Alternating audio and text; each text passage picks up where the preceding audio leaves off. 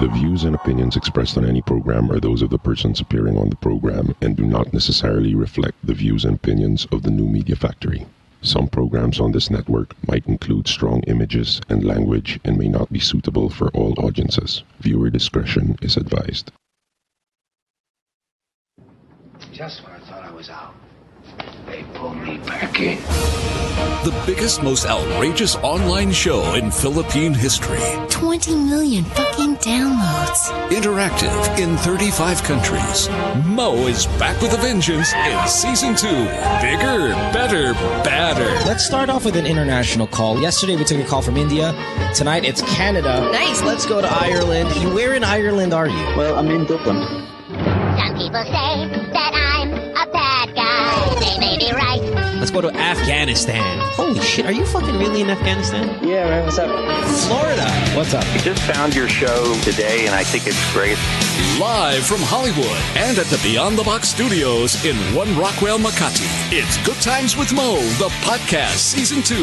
The Bigger, Better, Badder podcast. Your questions about love, life, sex, And more sex. are all answered and occasionally made fun of here.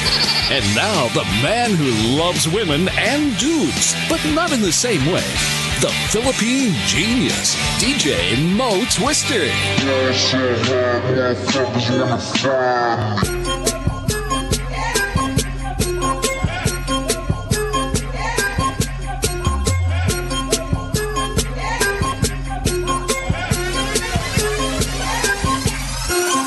All right, here we go. Podcast time. Tuesday night, 2nd of April. Welcome to the program. It is Good Times Mo, the podcast, Season 2, brought to you by Glow. My name is Mo. Phone number 478-7954 if you want to call us, get yourself on the show. We're also available on Skype for people in other countries or in the provinces. Our Skype address is, or Skype name is The Good Times Podcast. You can also text us if you want to get on the program. Let me give you that number now, wherever the fuck I keep on forgetting it. It's 0927 360-0485. All right, here we go. On the show tonight. Well, generally, you know, having just one of them on the program is a surplus of muscle already. But shit, you know, having both of them here tonight, it's really, we're just showing off now on our part. Two of the better looking guys in the country, and a testament to why all of you should have children with someone who's British. On the program, please welcome Jon Avila, Andrew Wolff. Hey. What's up, Mo? How are you? I'm good, man. I miss you guys. Man. Hold on one second. It's I think we're having a little bit of an audio issue real quick. I only hear, I think that's Andrew's voice I only hear. Do I hear Wolff, you, John? Wolff. Check. Wolff. Yeah, well, I only hear Wolff. Wolff.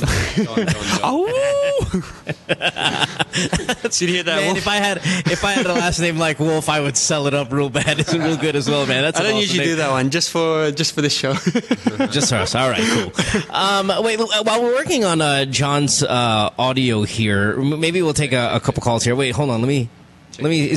That's John, right? Whose audio is a little off. Yeah. John. You fellas were on the show season 1. Yeah. Had a good time. A lot of people enjoyed it. Huge download numbers. And it's nice to have you guys back. I hung out with you a little bit. Yeah, part 2. I hung out with you guys a little bit after the podcast. It was nice because I didn't generally hang out with you guys much. Yeah. But after meeting you, man, you guys are like super cool, super close, the both of you. And yes. I mean, really, every time that your name came up, all I do is sing your praises, both of you gentlemen. You guys thanks, man. Good and guys, same, likewise. Thanks, we had good times, and here we are again. More good times. That's right. Yeah, more good times. All right. What we can probably do here is we'll take one call and then we'll go to commercial because I hear John through Andrew's microphone here. And maybe I can share with John. Yeah, you guys go ahead and share, and then we'll take one call, and after that we'll work it out during the commercial break. Sorry, John. I don't want to put you here in the back, but we can share a mic or something. All right, let's start it off. We have Chloe, who's 17, and you guys know how it works. You were here on season 1. People call the show, they talk about their lives, and you and your brilliant advice-giving capabilities. You guys did such a great job last time. I think we'll be able to be fine with these calls tonight. So let's go with Chloe. She's 17. And so it's funny because I'm reading the questions coming in. Someone just sent in a question. Hi guys, how does your dick taste? Yeah, but it brings up a good question. Well, maybe I'll ask you guys later. If you could give yourself, what was the name? A blowj. What was the name? Rebecca. Her name's Rebecca. Hi, Rebecca.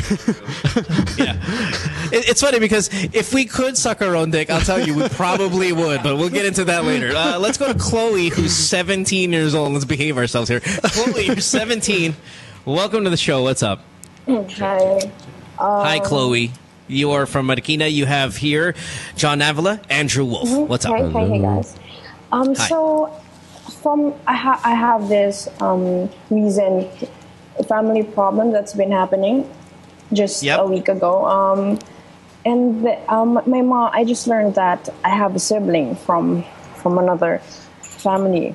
So this story goes way back because I am half American, and my dad was actually born here in the Philippines. He's the American one. He's the American one. Yes, sure. Yes. And then, you know how it works before, right? Because he was from those Subic boys. Alam mo yan? I got you. So, Yeah. And then, so my dad had me when he was 17, and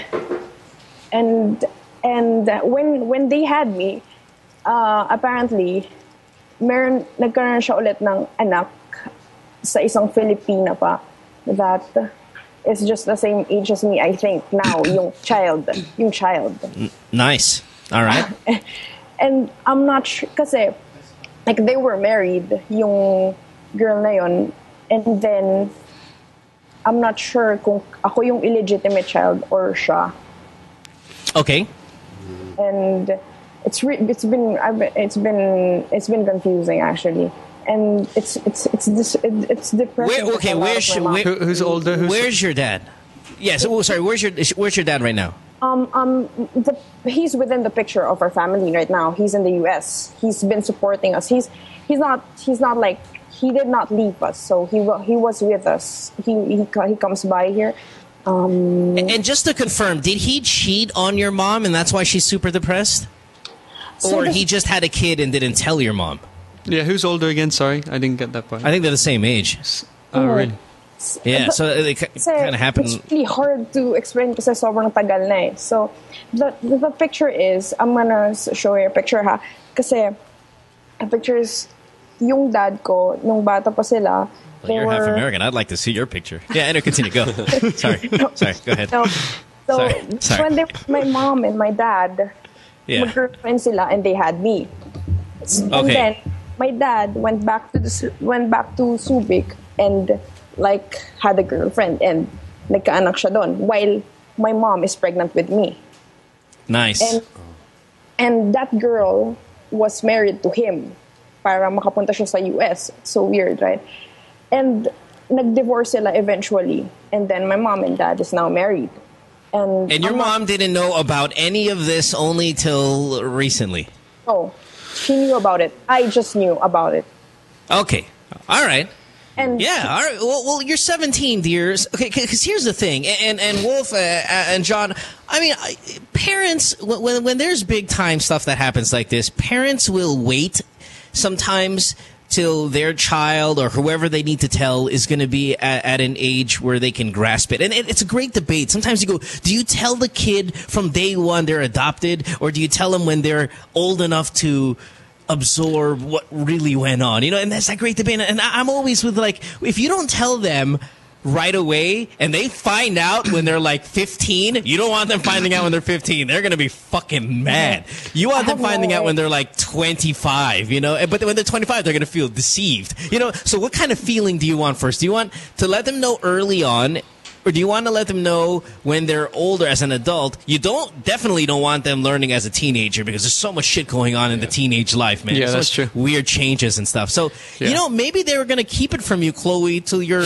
like in your mid-20s. No, my mom actually told me this. My mom told her this because we were in the height when my dad is just gone. And how did she find out again? Oh, she always knew, though. She always knew. She always knew. Okay, sure. She gave birth to me because they were married. My dad and they were all right, married. Chloe, hold on one second. Chloe, hold on one second. We're going to talk to you in a little bit. I want to ask the boys here. How would if you were going to find out you were adopted or any kind of like huge family secret, would you want to know as an adult, or would you want to know straight off the bat as a kid and kind of it'd be seasoned into you?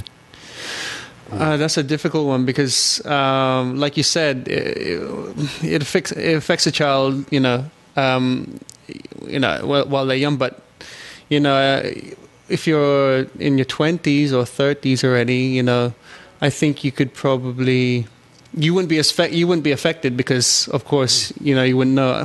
It's a difficult one, Yeah, I know. I think I'd prefer to find out if I was a bit more older because I'd be a bit more mature and more. Yeah. I'll be able to understand. Yeah, you'd be able to understand the situation, but you'd feel deceived. Like you said, Mo, you'd feel deceived. So it's a catch-22. Do you want to feel deceived, or do you want to, fuck up the way you grew up, as a teen, as a child? That's right. And of course, the parents are trying to protect you, and it's very rightly so. But it's a messed up situation, and probably what happened is better than finding out at a young age. So, well, I think it's in my opinion. 17's good, you think? Well, no, maybe a little bit older. I think 20s, 20, 25, 25. Okay, anyway, well, that's one debate, but let's get to Chloe's problem here because obviously she's pissed. Chloe, are you mad at your dad? Are you mad at your mom for not telling you? Are you? What kind of feeling are you kind of going through right now? It's really mind-boggling knowing that someone out there have been all along, almost has the same DNA as you, and somewhere out there. Because it's just mind-boggling to know just suddenly na outside. What do you want to do about it? Do you want to go and contact your sister or your brother or whatever and just go, hey, listen, I'm here. Just want you to know that I know about you. And, what are your plans? Because it's I don't know. I haven't talked to my dad about it. It's just my mom. She told me about it because she probably think I was in the right age, and because tatlo kami magkakapatid, so my other siblings doesn't know. They're very young. So I would. If I were you, Chloe, I mean, again, you're 17, though, and you are fairly young, and it might be a lot to absorb, but you have to be realistic. I'm going to try to be realistic. Your dad was married prior to your mom, or maybe during him and your mom were dating and stuff like that, and having a child is likely to happen, in that scenario. So try not to be disappointed. I mean, obviously you're surprised, maybe disappointed that they kept it from you, but you kind of have to assume they were trying to think of it in your best interest. And when are they going to tell you? They wanted you to be at an age where you'd be able to understand it and kind of just be okay. That's not really. Sorry to have strayed you, but that's not really the point. And my dad is he's really young lang, so he's probably 35. My dad's 35. And boy, he had a kid at what was that? 35? 17. Fucking 18. Yeah, look at him. Yep. Yeah, all right. Okay, all right. So, but what's the question? You give us a story. Right now, we just found out that yung mistress niya, this is new. This is a new girl. Okay. Parang they continued having an affair because my mom found out about 2 years ago, and then he said it's na-cut off na yun. And then we found out na parang naku-continue, and my mom is just batshit crazy right now. Okay, and all right, I'm getting it now. So, but what's the question, Chloe? Yeah. The first question is, I'm not sure kung ako yung illegitimate child or siya, because my mom and dad are married. And they were married. Okay, listen, Chloe, does it matter? Thinking of all the chaos going on right now and all the weird shit that's happening, all the issues, does it matter in terms of whether you're quote unquote legitimate or illegitimate? I mean, it's an old school way of thinking where you're like, you're the bastard Jon Snow, you're the bastard of Ned Stark, and to Jon Snow, he doesn't give a fuck. It's like, yeah, when I'm Jon Snow, I'm badass. Individually, he's amazing, but yet everybody gives him shit for being the illegitimate son of fucking Ned Stark. This is a Game of Thrones reference. My point is, it doesn't really matter. I mean, to you, because you are you, Chloe. I mean, you get what I mean? Maybe I can speak from a side that's legitimate, so you don't understand, Mo, because you really have a real father, and that, you know. But I would think if I were you, Chloe, you sound smart, you sound like put together well, and all of that. Does it matter the legitimacy or the illegitimacy to you when you are in fact already existing? It doesn't really, but it was just right? A thought I had because it was just a thought, really. Well, I mean, what I'm saying is, with all of the stuff going on, and on all the hurt maybe that your mom is going through, you know, just try to calm the situation down. Be there for her to make her feel better, and then down the line, if you want to do some family tree investigation to kind of scratch the itch, whether you're legitimate or illegitimate, you can do that. But I just don't think it's going to change anything about you. I don't want you to try to. Yeah, I don't want you to try to make an issue about it internally, because it's just going to be one more thing to be on your fucking plate that you probably don't want or need. And you know, your dad's decision of cheating and impregnating someone else and all of that really has no bearing on what you are now as a person in terms of like the title that you are. It might fuck you up in the mind a little bit when you were younger, or it might fuck you up in the mind now in terms of being upset, depressed, and all that stuff. But don't let it kind of define like your place in the world because I'm illegitimate or I'm legitimate and all that shit. And I think try not to kind of stereotype or typecast all guys as being like that, you know? Exactly. You were just unlucky with your father. Sorry to say, but unfortunately, your father's a dick. But not all guys are like that. And you know, there's a couple of guys. No, just kidding. But you know, not all guys are like that. And, of course. You know, you like Mo said, you should live your life, and you know, whatever he has done wrong, you know, that shouldn't be connected to your future and the way you grow as a person. And I had this news on the Holy Week, so it was so melancholy, and I heard this, so it was just it was bad times, huh? Yeah. Well, listen, Chloe, be there for your mom. Obviously, she's hurting. When it comes to reaching out to your siblings that you just found out about, maybe, you know, do that in due time if that, again, that's something you're interested in. Guys, if you found out that you had a brother or a sister and you just found out, I mean, I don't know if you have brothers and sisters in other countries or whatever like that, but, you know, if you just found out that you had one, would you do the reaching out? I mean, will it be a big deal for you that you contact each other? For me, yeah, of course. It's my blood, so, you know, I treat people like John as a brother. You know, what more, you know, someone of my own, you know, blood and DNA and ancestry, I suppose. So. Yeah. Yeah. Well, of course, you know, I'd really want to, you know, meet my brother or sister. If I found out that, you know, I had one out there that I didn't know about. Yeah. How about you, John? Same. The mic's not. Okay. Yeah. We'll take a break and then we'll go fix John's mic. Yeah, I read that about you, Andrew. I mean, I feel you both of you guys are really hardcore, like, you know, like hardcore good friends. Like, you want to be friends with Andrew and John. Trust me. Like, I had a small window of opportunity to hang out with these guys, and boy, they're a good friend to have. And scary in like just walking into the room with them too. So that's always good stuff. You're probably not going to get picked on. Yeah.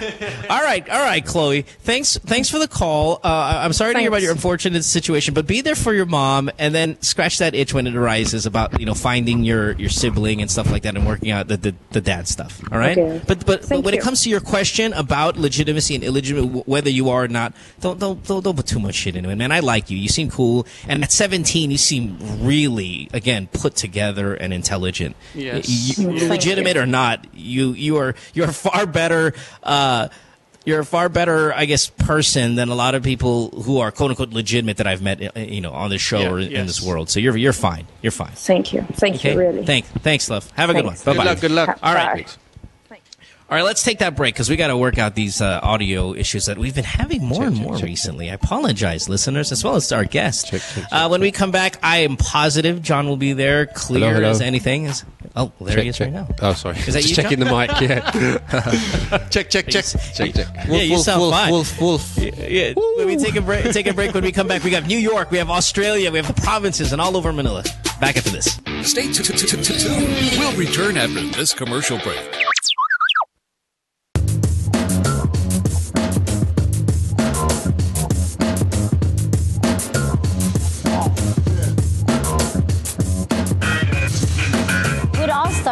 always on the move. It's really important for us to get better and stronger for every competition that we get into. For all the different lifestyles that we have, some of us are graphic artists, filmmakers. We still find ways to get together.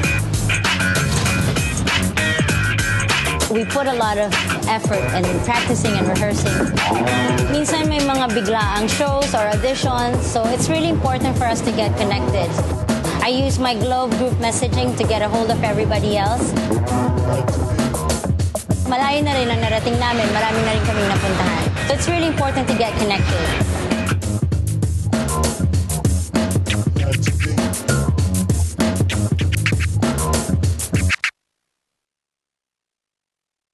Hey, Mo Twister here. All right, podcasters, listen up because this is really, really important. Major Homes brings you unique and creative developments, giving you a real chance at a sure, affordable, and hassle-free investment. Invest in your future today. Call 0917-517-4287. Major Homes is here.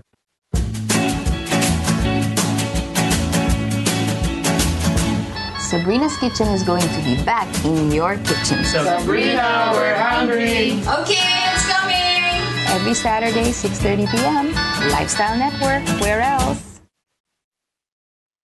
Hey, podcasters, Mo here. You ever watch the podcast, right? And you're sitting there and you're looking at our female celebrity guest and you're looking at her skin and you're like, wow, I'd love to have that complexion. Well, your answer is this. Glutamax, the official skin whitening partner of Miss Earth International. Available in capsules, soaps, lotion, deodorant, and face cream. Bikutis mayaman with Glutamax. It's available in leading drugstores and supermarkets nationwide.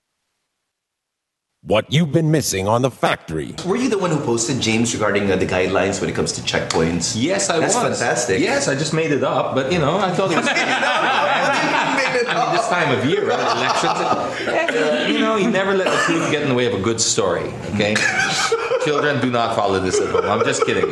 Just so you know your rights. If you do get stopped by a checkpoint, you are not allowed. We're able to verify all of these, James. You're not allowed to run over them. That didn't make it here. So technically.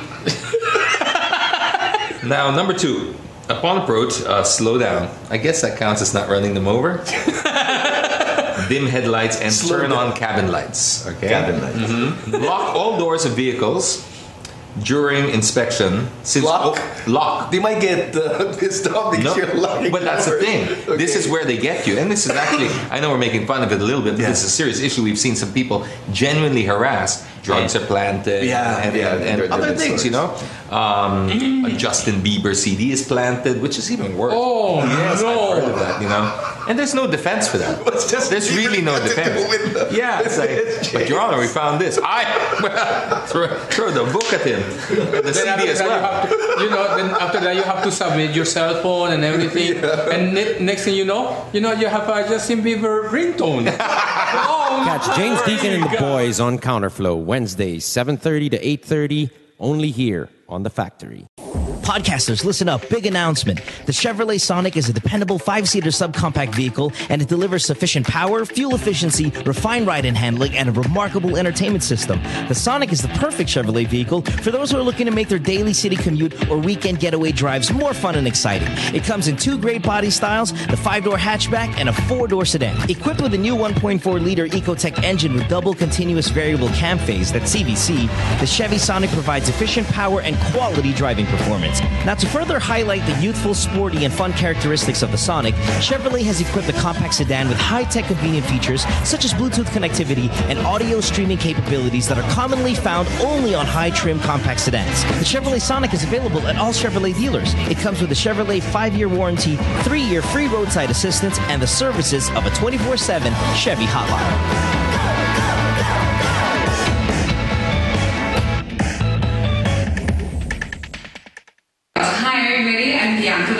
I'm Julia Snigowski. I'm Trisha Santanera. And we are the girls of 20. Okay, so you have to be wondering, what on earth is 20? Exactly, so find out every Sunday night, 8 to 9. Hang out with us. Mm-hmm. We're going to be talking about everything under the sun. Girls, boys, boobs. Okay, boobs. Boobs, you say boobs. Of course, yeah. Sure. You can call us. We will give you a phone. We want to talk to you guys too. Yeah. Eventually, the phone number will come. But since in the meantime we can't figure out the whole podcast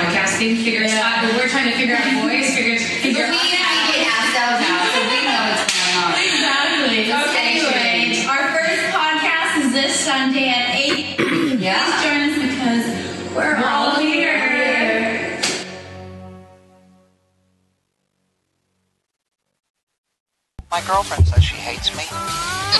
It's Good Times with Mo, the podcast. Call the show tonight and get your love problem answered. Follow us on Twitter at GTWM Podcast. And visit www.motwister.com. Back on the podcast here on this Tuesday night. Lots of calls, and we are ready to go. We got the microphone situation with Jon Avila worked out. Sorry, John, about that. Thanks. That's all right. No problem, mate. Appreciate it. It is Good Times with Mo, the podcast, Season 2. Phone number 478-7954. Skype, The Good Times Podcast. Before we get to these calls, gentlemen, I want to know what's going on with you guys in terms of what you're involved in. I remember a few months ago, Andrew, you were getting into, like, I mean, were you in, like, professional sports? I mean, I saw a lot of stuff. Or you were into, like, what was it? It wasn't Mr. Universe, was it? No, yeah. Mr. World? Mr. World, that's right. Yeah, basically, yeah. Well, go ahead. What you want? Basically, tell me about it. We came back from Singapore last November, and we just qualified for the World Cup where in June this year. So, Corey Karina, you know Corey? Miss Corey? No, I've not met him. Okay, anyway, she goes up to me and goes, "Oh, we need an athletic guy for Mr. World." And I was like, "Mr. World? I don't know if that's me, man." You know, I'm gonna go flex on the stage and my G-string and stuff like that. But then I actually found out what it was actually all about, and it was basically a competition where. Rich, can you hear me, guys? Yeah. I can't hear you guys. Anyway, which involves assault courses, fitness tests, running, golf, football, all these things, and I was like, cool. Free trip to England. So no G-string flexing? It was like it was kind of like a triathlon or some sort of like triathlon, but with 5-10 different things. I mean, what was it? Was that what it was about? Oh, sorry, did we lose him? Sorry. Yeah. So there was the element of sport, and then there was, of course, kind of the modeling side, which was interesting. They tried to make it as manly as possible. So when I got there, I realized, wow, the competition's actually, not too gay. There's some there's an Olympic swimmer, Paul Volta from Colombia, various people from all walks of life, and some real tough characters. So when I got there, I thought, wow, I better try and win this. And Philippines came second, so yeah, it was a bit of fun. Free trip to England, and came away with the second place. So it's all right. It was a bit of fun. Good stuff. And you're also in the World Cup. Are you guys qualified for the World Cup? It was for rugby. Yeah. I can't. I need a. Yeah. Sorry, Mid. What did you say?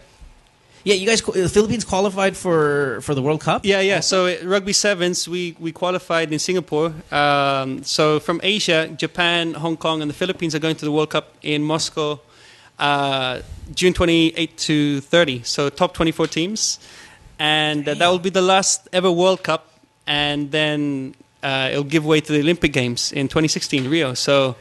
It's going to be a great experience. 720 million viewers. And if there are any sponsors out there that want to support us.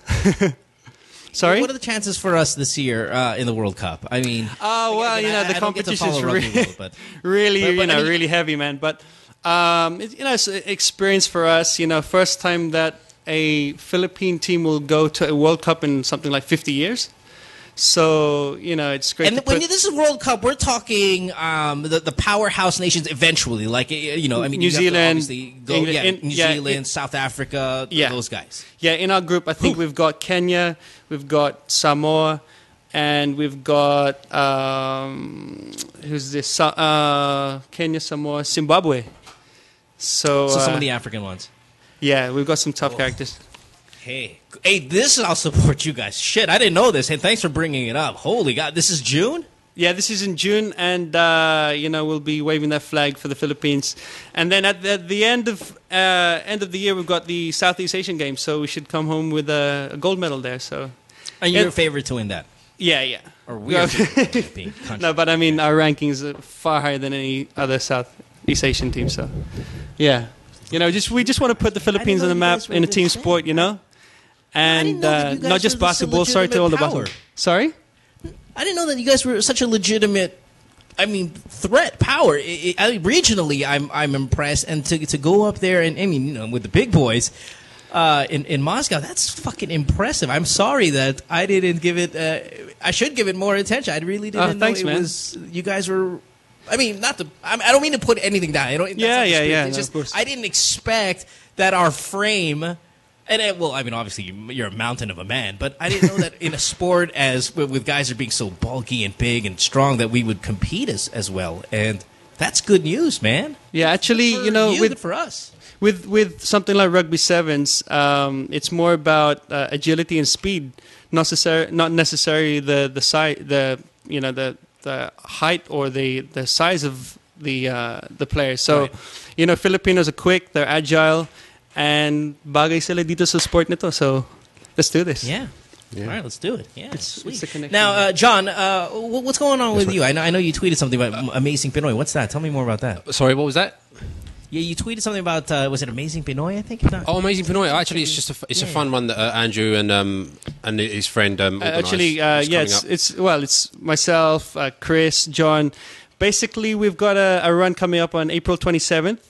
And it's for the benefit of Clark Foundation, which is an organization that supports orphans, and we train them in rugby, so it's very personal to us. And also the Filipino Needy Children's Fund. So myself, John, Eruption from Showtime, Chris Everingham from the Volcanoes, and we'll be having a exhibition race there. So we'll have 3-on-3 Ascals versus Volcanoes to finally decide which team is better on a neutral playing field, so to speak. So not on the football field, not on the rugby field, but running at the event itself. So it'll be fun. John will be there kicking us. It won't actually be a run. They've got some fun stations there as well, involving clinicking and some other challenges there as well. So it's quite different from ordinary. It's a fun run with a twist. Yeah, so we're trying to grow fitness in the Philippines. It's still at its infancy. So we want to encourage guys that are new to fitness to come and we'll take you through the stages of getting fit and join us. Yeah, sounds good. All right, it's going to be fun, stuff, man.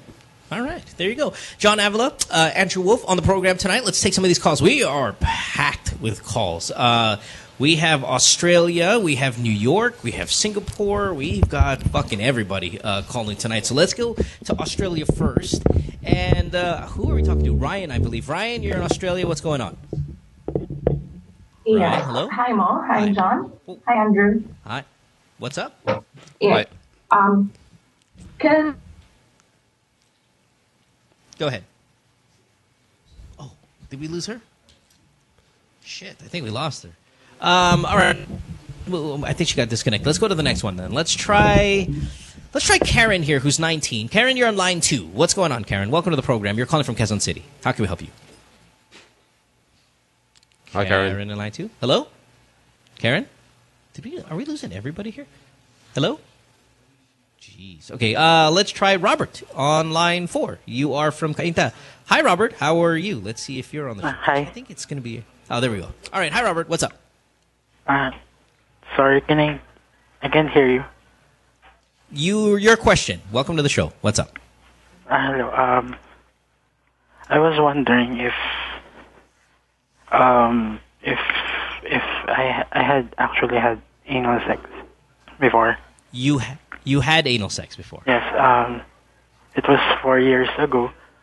It was actually high school. Oh, fun. Perfectly normal. Perfectly healthy. Yes? I can't barely hear you. Sorry. Okay. Oh, I hear you clearly. Continue. So, you had anal sex 4 years ago in high school. What's up? And, so, I'm straight now. But until I saw Stephen Shock. And then I remembered what happened 4 years ago. I was wondering if... What, sorry? Yeah, continue. You're wondering what? I was wondering if I... if you're gay again. Yes. Okay. Sure. All right. Oh, Well, so probably the anal what's the problem sex now? for. Well, he wants to know if he's back to being gay. Is what I think he's. Is that right, Robert? So you had anal sex 4 years ago in high school. Then you went straight. Then you saw this Ascal football player that tickles your behind a little bit, and now you want to know if you want to be gay again. Yes, and like you want due to permission that from us anal or some sex sort. Before, I don't know if I'm sick or not. No, you're not sick. Oh no! Hell no! No! Well, I mean, it's slightly dangerous. Probably not good for your health. I don't want to kind of burst anyone's bubble here when it comes to anal sex, but you know, we've talked about this on the show many times. Go to Google, type prolapsed anus. You know, those are the realities. If you engage in a lot of butt sex, you can tear kind of the linings of your anus, and it's going to be kind of nasty and very painful. But you know, I mean, people do it. It's fine, and it doesn't make you sick by any means. It's just something you like to do. Actually, it's not. It's actually from my former boyfriend. Yeah. We had a 2-year relationship. Sure. And then we broke up due to he found a girl, actually. He found a girl, or you found a girl? I'm not sure. Because he broke up with me through text. All right. Yeah, that's good, gentlemen. Okay, so your question is what again? Are you sick or are you gay again? I mean, what was the question? A lot of questions, actually. First, okay, give me your first one. I don't know if I'm sick or not, and then I don't know if I'm gay or not. And lastly, wait, I'm kind of nervous. Lastly, kind of retarded. Lastly. Is it okay to like guys? Yeah. All right. Hold on. At the same time. All right. All right. Let's. The guy is he's 22 and he's really he's all over the place with the sexuality here. I mean, I mean, right off the bat, I don't think you're sick. If you're talking about sick mentally, I think you're fine. You have poor storytelling, you know, kind of capabilities is not there. But aside from that, you seem fine. There's nothing wrong with being bisexual. If you want to be bisexual, be bisexual. If you like a guy on television and it reminds you of the days of anal sex in high school, so be it. I mean, that's completely fine. Nothing wrong with that. Guys, right? I mean, he sounds all right. You're not sick. Yeah. No, you're dude, Robert, you're fine. If you want to go back to guys because, you know, it's just calling you, I mean, I don't know, then I don't know how that works with the bisexuality, you know? It kind of intrigues me, guys. I mean, like, I mean, this is probably elementary to say, but you don't obviously choose today whether you're going to be, you know, more guy or more into guys or more into girls. I guess it's, you know, whoever you come across. And if this guy from I think it's the Ascals you said, right? What's his name again? Schrock? Is that it? Yeah. If he's very popular with the podcast staff, by the way. They all love him. Yeah. Schrocky or whatever. You see him on, I see him on Instagram all the time. The girls are always sending a message, posting photos of this guy. He's an Ascal guy, I'm assuming. And if you like him and you see him on TV and all of a sudden you're attracted, you thought you were straight, but you're attracted to men again because of him, you know, he's the inspiration of you going bisexual or you going gay, then there's nothing wrong with that. It's like me liking any other girl I see on TV. It's fine. Mo, can I ask you a question? Yeah, go ahead. Let's lower his volume because on the background, if you don't mind. Bisexuality, because a lot of people I know, a lot of gays I know, say you're either gay or you're straight.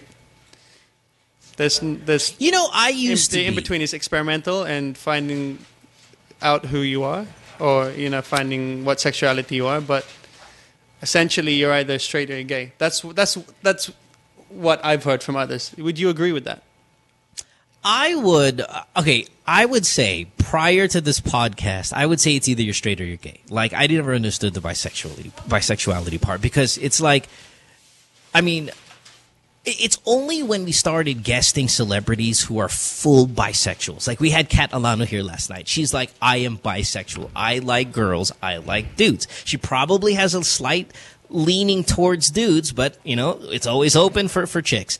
Arnel Ignacio, which we had a few weeks ago, fully bisexual, as in, falls in love totally, romantically, head over heels with both men and women. Married as well, would have a girlfriend that he's totally in love with one day, and then maybe after a few months will have a boyfriend that he's totally in love with for another few months. I mean, and I'm like, wow. But if you want to go with, the moment, for example, you get anal, you have anal sex. So this guy, say he's on the receiving end of anal sex. I would say, okay, you're gay. Because you wanted to have a dick in you. That means, to me, you're gay. But with some of these guests that we're having on the show, these celebrities, no, listen, time out. I'll take dick in my ass, but I want to fuck a girl too.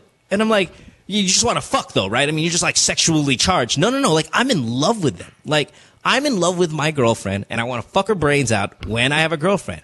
And when I have a boyfriend, I want a dick in my ass so bad, and I really, really love him. And I'm like, wow, that's amazing. I mean, that really blows me away, because I always thought it was either you're gay or either you're straight, but apparently not. There are people there that completely have sold it to me that they are both. I think that's 100%. Called trisexual. Try anything sexual. That's right. No, I mean, I'm saying. I mean, how do you feel, John, about it? I mean, is there gay? Is there straight? Is there?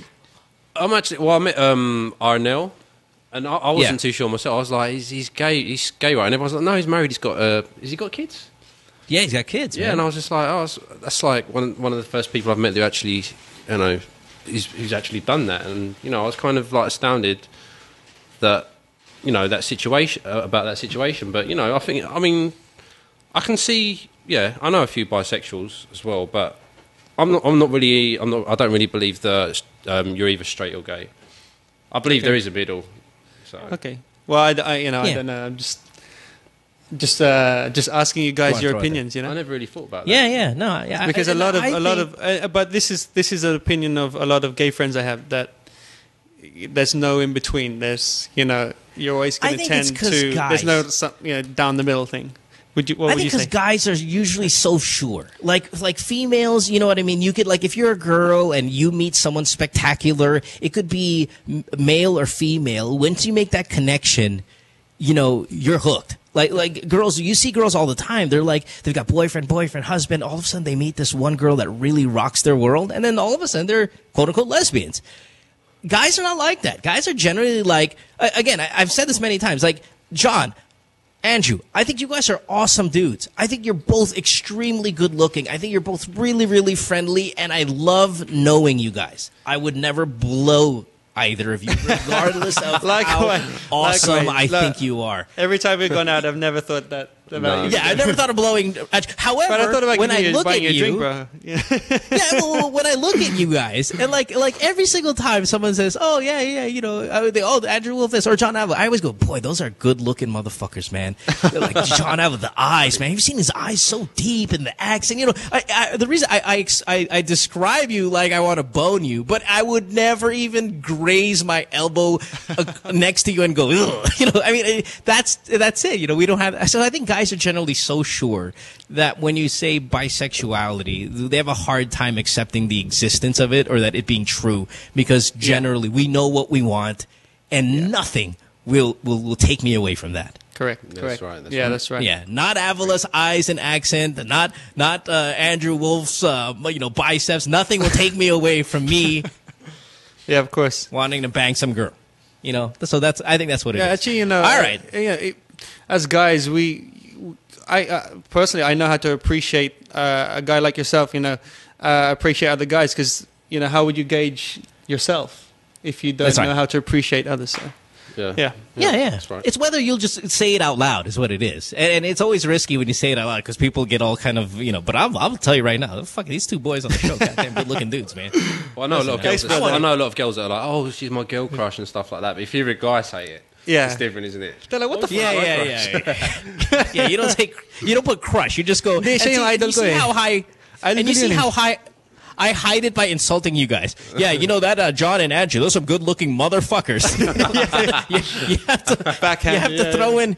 Yeah, you have to throw in an insult there just to make sure it's clear that I don't want you sexual. All right, thanks for the call, Robert. You're fine. You know, if you want to be bisexual, you know, we're new believers in the concept. And if that guy from the Ascals gets your kicks off, then good for you, and you're going to be fine. All right? All right, buddy. Thank you. Whew. Thank you. Do we have New York on up? I don't know if she's still there. Let's try her. This is Rachel, 20. Oh, no, we've lost New York. Okay, we'll get her back in a sec. Let's go to Karen, 19, line 3. Hi, Karen. Hi. Hi, what's up? This is Jon Avila. That's Andrew Wolff. How can we help you? I just wanted to ask if it's okay to check his cell phone and to know his password on Facebook. Your boyfriend? Yeah. Why? Sorry, can you say that again? Yeah, sorry. She wants to know if it's okay to get her boyfriend's Facebook password and to read his text messages. Oh, trust issues. Well, how long have you guys been together? 1 year and a half. Wow. So why do you want to know? I'm not completely against it, but I want to know why you want to know. Because before, he gave me his password and trusted me on reading his text messages, and suddenly he changed his password and didn't let me read his text messages. Well, it depends. Did you do something to? Did you do something? You know, out of. That's right. Okay. Did you do something stupid? Yeah. Did you do something stupid with the information that you had at the time, or the power, which is reading his stuff? Did you do something dumb? No. So you didn't delete any of his friends, or nang-away ka ng ibang babae? Or no, not my thing. Okay. I don't know. We need more. We need more facts. Wait, hold on. What's good about these calls is that they always kind of bring up a great debate away from their problem.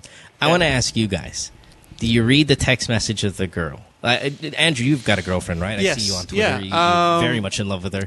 Yes. You know what? What's going on here? We've got to a stage now where we don't have passwords. We know each other's passwords.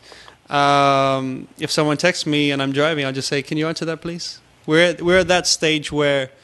That's an awesome stage to be in. I don't think it's necessary, but the fact that it's there, I think it's fucking great. I would never be at that. I would never get to that stage because I want a little bit of privacy and a little bit of something to me. We're not in each other's shit, so to speak. So we're not going, checking each other's accounts or not at all. It's there. It's open if required, Okay, so let's say, let's take her problem then, Drew, then I'll go to John. All of a sudden, your girlfriend changes her password. Or all of a sudden, she's driving, her phone goes off, and you go, "Oh, you want me to read that?" And she goes, "No, I'll read it on my own." And then kind of, tilts away and kind of angles away where you can't see it. It's going to fuck with your mind, right? Because you already established... See, that's the thing. That's why I don't want to establish it from the beginning that you know my password. I don't want to establish it. You can just blatantly grab my phone because if any little changes, your mind's gonna get all fucking crazy like this girl is. Not crazy, but she's worried. Like all of a sudden, what's this about? So while I envy your stage, Andrew, of which you can just do that, I would never let it get to that point. Just so it won't fuck me down the line. I said that before, but when you get to a stage where there's complete trust, then. It doesn't matter, and I've got nothing to hide from her. She's very much involved in everything I do, my work, and we're a team. With regards to the scenario that you just brought up, I think if that happened to me, I'd be extremely pissed. And I'd probably be the one calling you now, asking for advice. John, where are you on this? I mean, I don't know if you have a girlfriend now or. Oh yeah, I've got a girlfriend now. We've been together for. Okay, so perfect. Same scenario, man. How do you do it? I don't know. I definitely confront her. Well, if the tables turned and she did the same thing as this scenario right now, I'd definitely confront her about it and say, "What's up?" But to be honest with you, like from me, I wouldn't even ask for it, to be honest. It wouldn't even get to that stage where I'm like, because you're with me then on this one, where we're not going to give our passwords, and if you ask for it, it's kind of odd at the same time to either to be asked or to ask for. Yeah. But aren't you secretly jealous of what Andrew has, though? Nah, I mean, I'm secretly jealous. I think John, you're probably at the same kind of level. Right? Yeah, I'm in the same kind of stage with my girlfriend right now. It's like it doesn't. It doesn't come into the equation that she would, do something like that. She wouldn't need to anyway because the trust is there, so we don't actually need to check each other's accounts at all. Like it doesn't happen. And it's more you check it if she asked you, not because out of your own accord you'd go ahead and do it. Is basically like the password because she tells you, "Oh, babe, can you log on? My password is." Let's say English Bulldog, and then English Bulldog, and then can you please check my email because I got an important email and I'm in the middle of something, and then that's the only time you're actually in there. Yeah, but the thing is, we've got to keep, like you said, you've got to keep the kind of privacy when it comes to other top aspects. Like, for instance, her and her parents. I don't really want to interfere in. Because obviously they have their own, personal, not issues, but things going on. So, of course, I don't want to interfere. So, as much as possible, I'll keep out of that, because it's private. But sure, if I wanted to, I could easily find out. But, I just feel like, no, this is not my business. So, I'll keep away from that. Yeah. Unless, she told me that, look, there's a situation, blah, blah, blah, can you help me out? But I wouldn't interfere. And I don't, some things that I don't really want to know. I don't really know what they're saying about me. I'd rather hear from her or from them, Yeah. What a great place to be. Maybe just because I've had such shitty relationships where... Hey, we've all been in shitty relationships. Fuck. Man. I mean, I've been in some shit where they need to, they need to break in. They're like, hey, I need your password right. I need to check your phones. I need to, there's a lot of that. All right. I think John and myself have been in those relationships, and they're difficult and shitty relationships, and you spend a lot of your emotions and time on bullshit when really you should be, doing something else and loving each other. Yeah. And I'm glad that I'm out of those kind of relationships. And so Karen, back to you then. I mean, you heard it from the guys, and I guess I would do the same thing. If you no longer allow me to read your phone, I'd ask you about it. I mean, I don't know if I'll be pissed. I might more be worried. I'd be like, why all of a sudden? Why the weird didn't ask. change? I told him it's okay. I will give him his privacy because I'm feeling a little, not little. Yeah, but it's breaking you inside though. Clinginess. Ah, okay. Yeah. Is there any hints of him cheating on you there? Or are there any kind of clues that are kind of making you wonder? Mm-hmm. Okay, I'll tell you the story. We broke and we gave each other space for a week. No communication. We don't see each other. And then after that 1 week, I sneaked on his phone and saw a new number named Single. And then I also saw a number of his crush. Okay, but just the number. You didn't read any messages, though. No, I didn't. Oh, okay. It's just a number. Karen, you're at that weird point where, it's normal to feel what you're feeling. But again, this is one of those things where it backfires when you're again, in my opinion, when you're too open and you give all of this shit and then something's wrong. And because there's something was wrong, they change the password and now your mind is just going to be thinking at all times. You just have to kind of let go. You have to restart, like restarting a computer. Just restart. Realize you don't have his password, that there's no need to check his phone, and try to adopt the same kind of mentality that you have, say, John and Andrew going through right now, which is, okay, I'm deciding to trust you wholeheartedly. It's not like you guys are going to get fucking married in the next week or anything. You're only fucking 19. So whatever comes. I mean, if he's going to cheat on you, then he's going to cheat. You're going to move on to the next boyfriend. And if he's not going to cheat on you, guys are going to build this awesome trust, the kind that, we see the gentlemen on the show have today, then, you're going to be a thing of envy from a lot of people because it's a great, and like Andrew said, no more time concentrating on the bullshit and just concentrate on loving each other. You're either going to get to one point or the other with your current situation. Yeah, if you don't feel comfortable with him right now, then You know, something's got to change because it's always going to be playing in the back of your mind. Is he cheating? Is he cheating? And you don't want to live like that every day. You know, right? So either you leave it behind.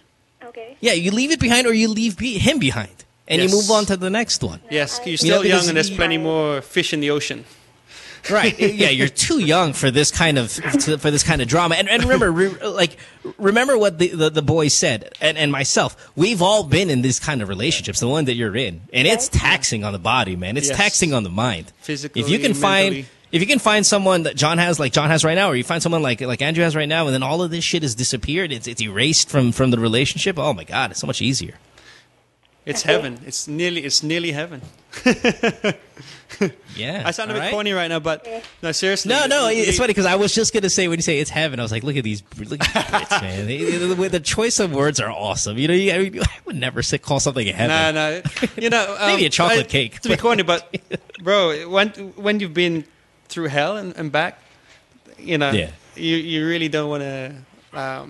That's right. Lose what you've got if you got something good. Oh, and with this the girl on the line. You're 19, right? Yeah. Just go and mingle. Go and mingle. You know, I remember, time out, Andrew. I remember when you and I were hanging out a little bit on set and TV shows and shit. We were going through some shitty shit with our fucking significant others. I remember.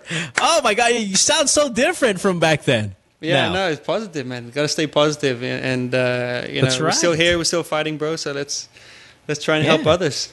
John's had the same girlfriend, and they've been just awesome. I remember John walked into the podcast in the season. This is about a year and a half ago. He goes, "Hey, I got a girlfriend. Completely in love. It's cool." Yeah, we're still together. We're still going strong on that. So. Yeah. Good stuff. And I remember when we went out for a couple of drinks, and some girl sent you a little note to John. It's like, hey, buddy, what's up? It was, you know what he said? He said smile. It said smile or something like that. And I was just like, wow. It's like the only time that's ever happened to me. I was like, wow, that's like the kind of shit that happens in the movies, right? That's right. And then they said, love from David. Oh. No, I mean, it's cool because some girl, I mean, I guess not formally hitting on John, but, you know, did send a little cute note his way. And if that was me, I would have grabbed that note and like, where's she? But no, whatever. Yeah, whatever. No worries. You know, I got a girlfriend. I don't need this shit. You know, and I was like, yeah, have another drink. No problem. Yeah, it was good stuff, man. Yeah, good times, man. All right. Good times. We got to take a break. Good times, definitely. We got to take a break. When we come back in, a ton of calls. 478-7954 is our phone number. You catch us on Skype, the Good Times Podcast. And, we'll be back after this. More with Jon Avila and Andrew Wolff. Brought to you by Globe. Don't go away.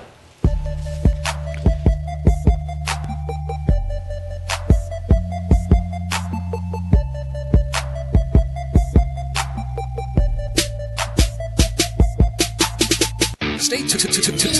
We'll return after this commercial break.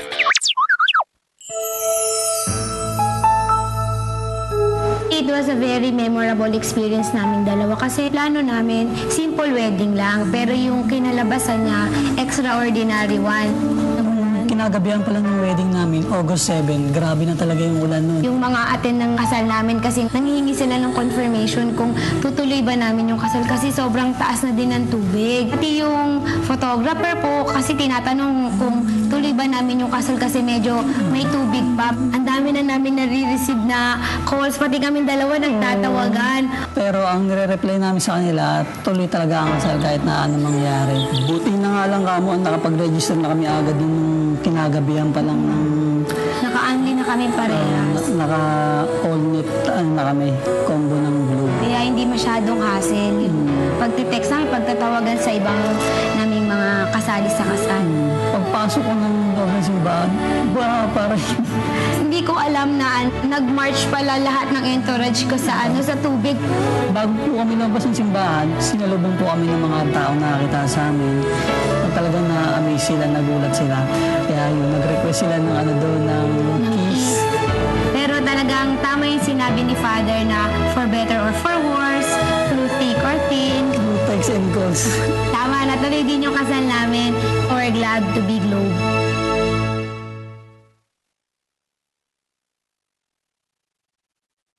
What you've been missing on The Factory. Now we're gonna show you guys the new beta that just came out yesterday. Is God of War Ascension, the private beta for PlayStation Plus. PlayStation Plus. Let's watch it, right? It's nice. Enrique playing already. Yes. Yep.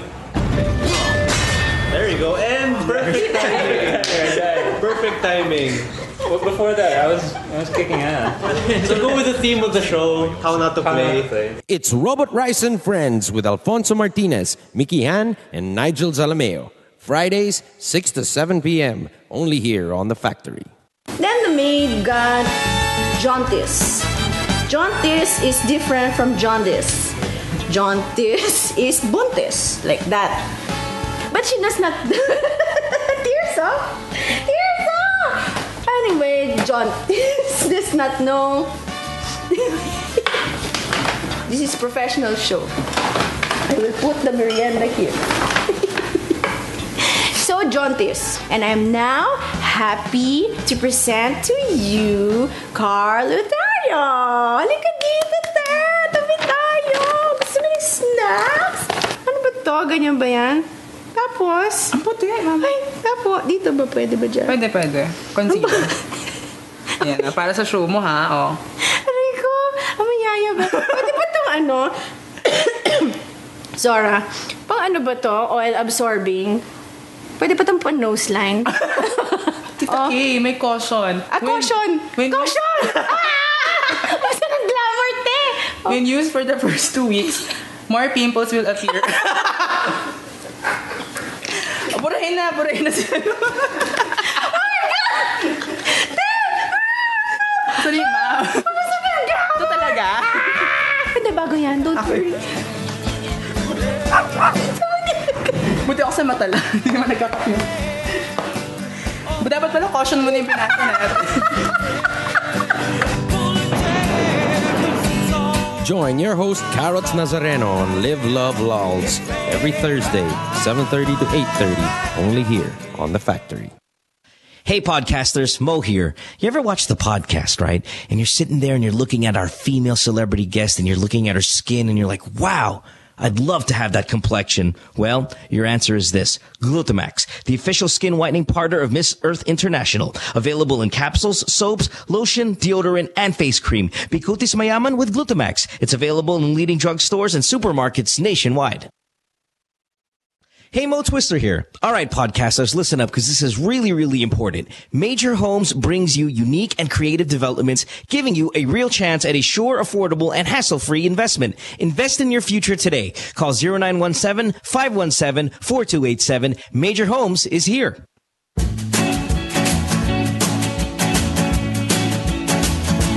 Sabrina's Kitchen is going to be back in your kitchen. Sabrina, we're hungry. Okay, it's coming. Every Saturday, 6:30 p.m. Lifestyle Network. Where else? Hi, everybody. I'm Bianca Valeria. I'm Julia Snigowski. I'm Trisha Santanera. And we are the girls of 28. Okay, so you have to be wondering, what on earth is 20? Exactly, so find out every Sunday night, 8 to 9. Hang out with us. We're going to be talking about everything under the sun. Girls, boys, boobs. Okay, boobs. Fine.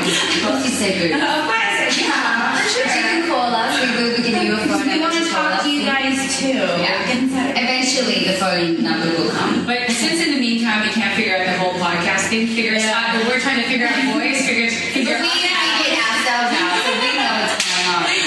Exactly. Anyway, our first podcast is this Sunday at 8. Yeah. Please join us because we're all here.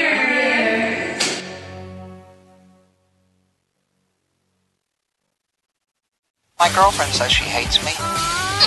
It's Good Times with Mo, the podcast. Call the show tonight and get your love problem answered. Follow us on Twitter at GTWM Podcast. And visit www.motwister.com. Back on the podcast here on this Tuesday night, 2nd of April. It's Good Times with Mo, Season 2, brought to you by Globe. Our guests tonight, Jon Avila, Andrew Wolff. You can follow both of them on Twitter. Wolff's, your Twitter's a little different. You have a little underscore after the Andrew Wolff, right? Dude, right? It's like use his account for maybe 1,500 days. Has got the Andrew Wolff no underscore, so I had to settle for Andrew Wolff with an underscore. So with an underscore, yeah, that's right. And then, of course, Jon Avila on Twitter, Jon_Avila. Yep, that's right. You can follow both of them on there as well.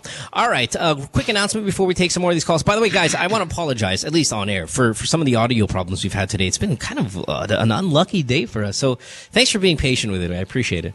That's cool. No problem. All right. Yeah. Here we go. Let's go with a little announcement here. Are you guys ready to get your game on? Chevrolet Philippines brings to you the Chevrolet Sonic, a sporty, stylish subcompact car that has 1.4 liter Ecotec engine with 6-speed automatic transmission that provides dependable speed, power, and fuel efficiency.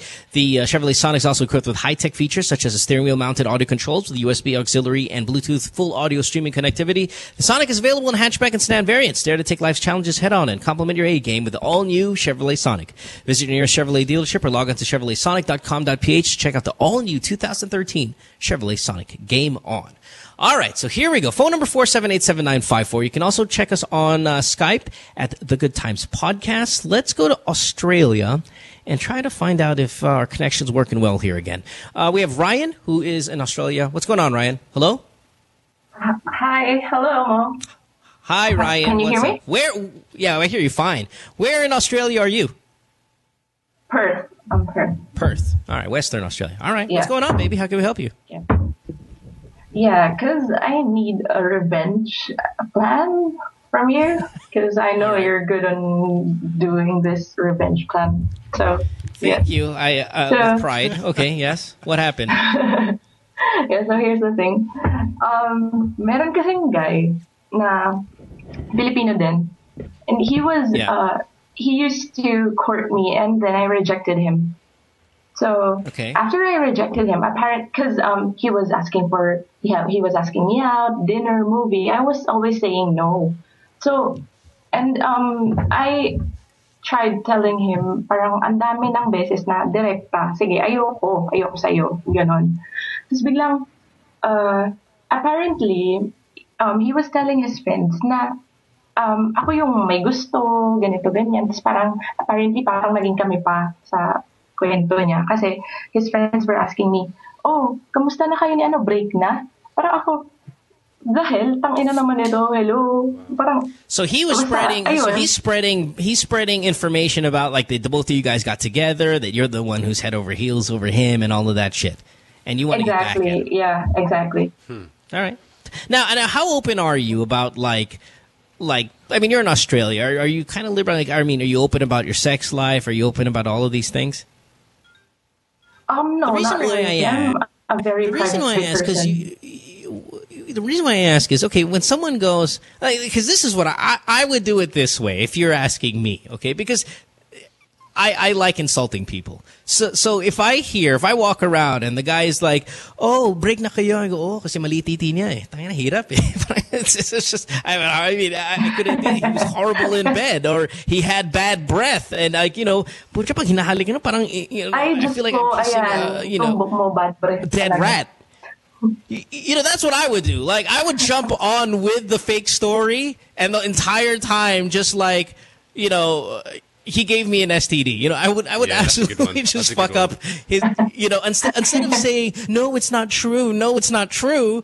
And then he's saying, yes, it's true. She's a fucking lie. And this becomes your word versus his. Say, oh, yeah, it was true. And he had a small dick. And it was so bad that, I mean, like, I've had other dicks before, and they were average. I mean, this was fucking well below average, man. You know, I didn't even know. And it never got hard.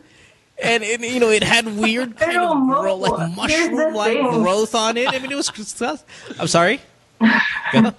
But here's the thing. He's not, alam mo yun, yung kung sasabihin ko yan, Diyos ko kadiri, parang wala naman akong taste kung sinabi kong nakita ko yung dick niya, di ba? Kasi ganun siya ka. Kick-ass pangit siya.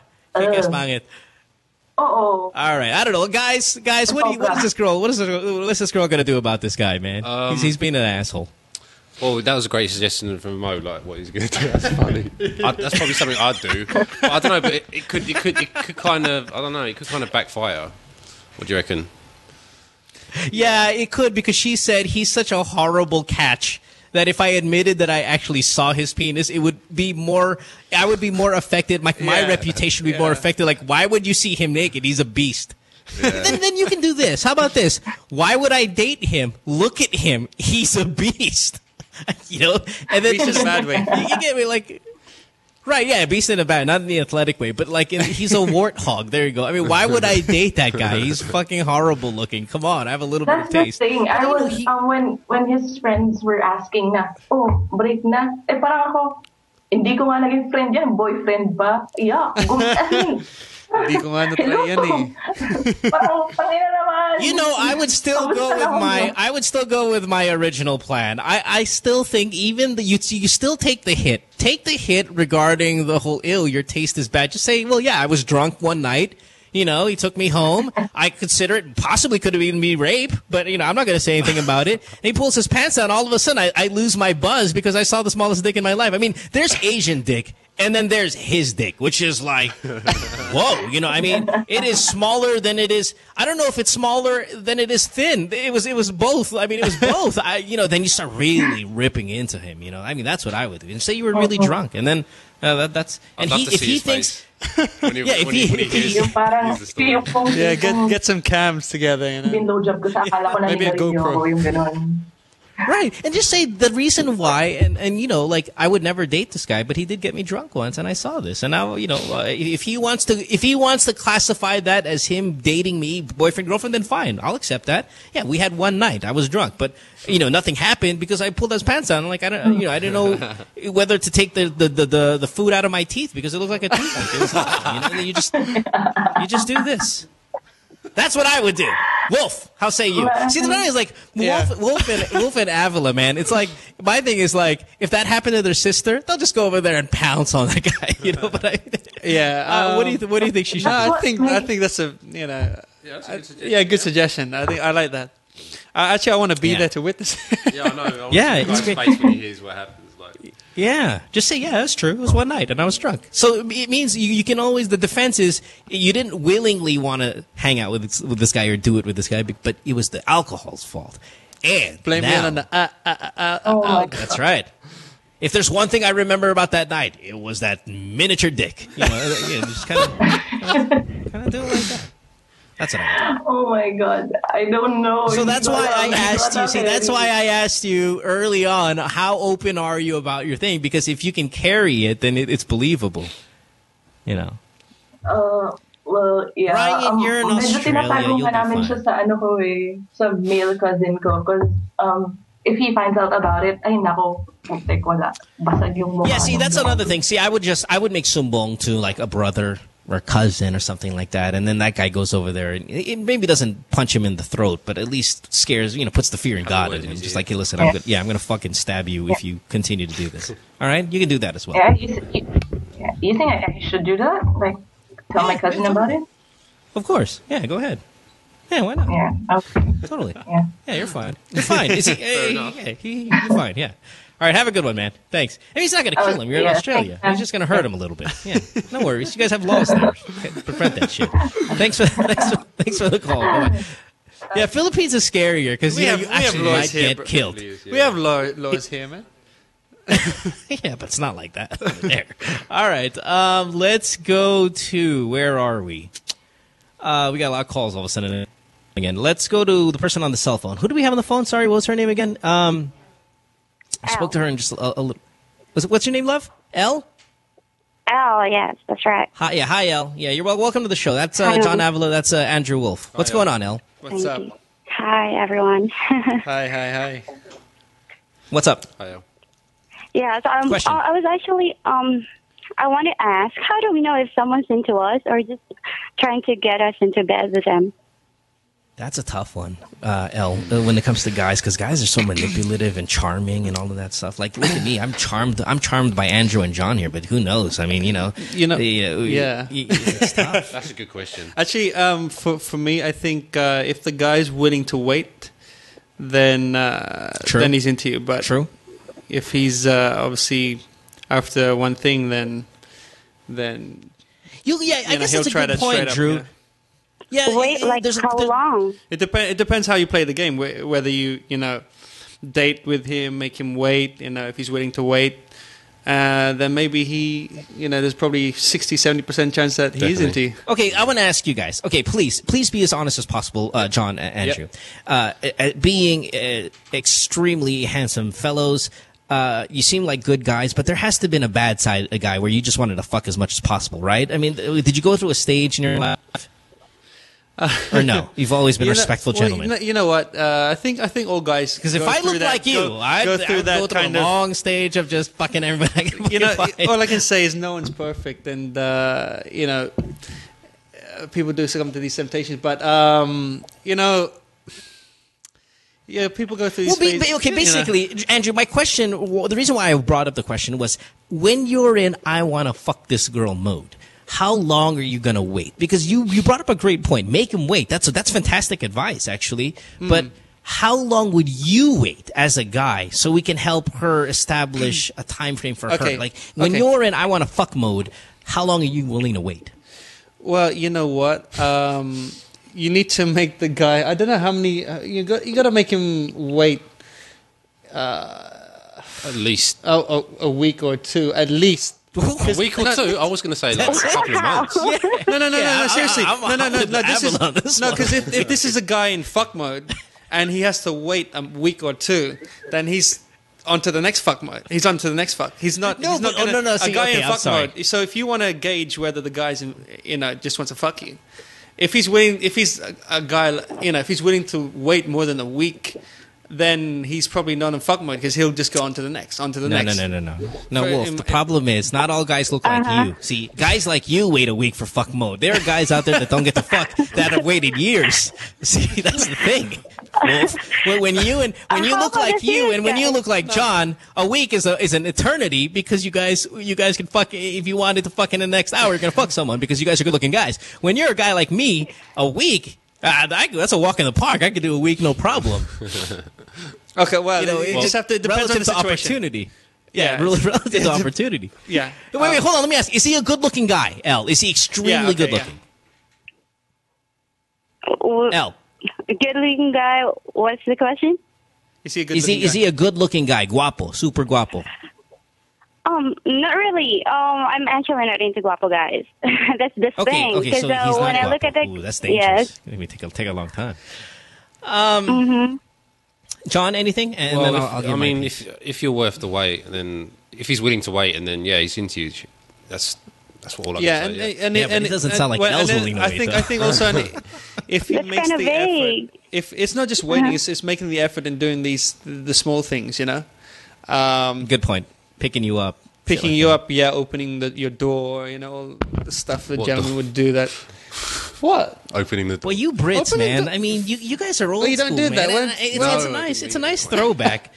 You British are kind of cool because it's like the opening door, the willing to wait, make him wait. I mean, those are the things I wouldn't have thought of because I'm always thinking of the these days it's like, waiting? Nobody waits. Courtship? What kind of bullshit is this? But you Brits you're old school and it's cool and stuff, but I don't know if it's realistic. Like, okay, hold on, let me ask you. L, it sounds like you're not willing to wait. It sounds like you already like this guy. Because when you said, wait, how long? Like, it's a burden on you to wait for him to wait as well. Yeah. So I was like telling you guys, it's so vague because you've been telling me the fuck mode waiting time is a week or two, but you're not telling me how about the serious mode? How long do guys wait? Your question was whether, listen, it's either fuck mode or serious mode. There's no other way. I mean, it's either I want to fuck you or I'm going to actually show rather, serious interest in you. So, okay, here's the thing. Do you like him? I guess. L, do you like? Yeah. Okay. Well, then don't think about. I like this person a lot. Can I? And how long have you known him? How long has he been interested in you? Yeah. 8 months. 8 months. That's a pretty good long. That's a long enough wait. Okay, you can fuck him today. Okay. What has he done? What has he done for you? What has he done for you? But he's had me. What has he actually done for you? After we started dating. Well, to me, 8 months. I'm sorry. What? You dating? What is that? Dinner or? He's already had me. What? He already had sex with you? Yeah, but the thing is that after that, it's been quite. We're the ones. I'm going to exit this conversation.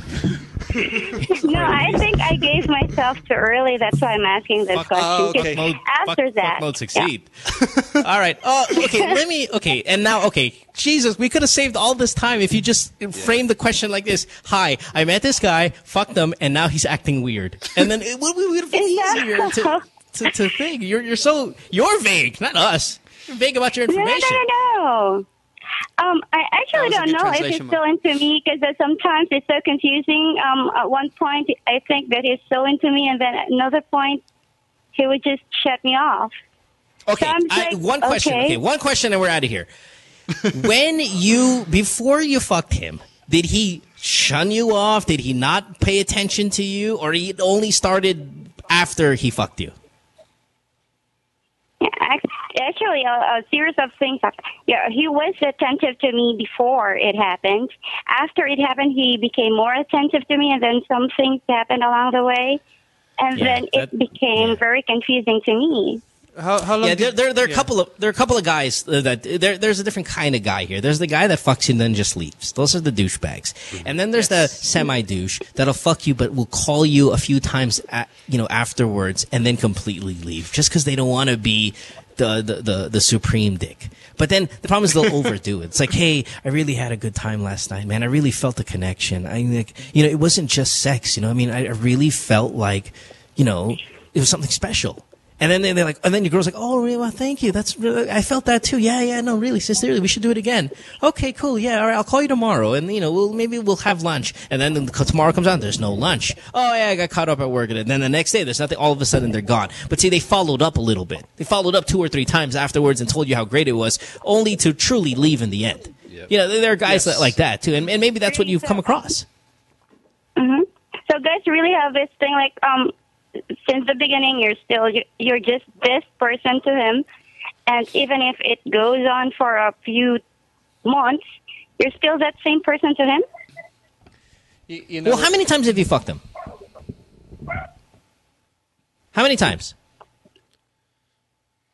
Hey, quite a lot of times already. Just give it to the nearest 10. What, 50s, 30, 40? Yeah, we can round it up or round it down. 30 times. I lost count. It's been 8 months. Wow, yeah, that's a lot then. Shit. There was a time where we became like a regular thingy.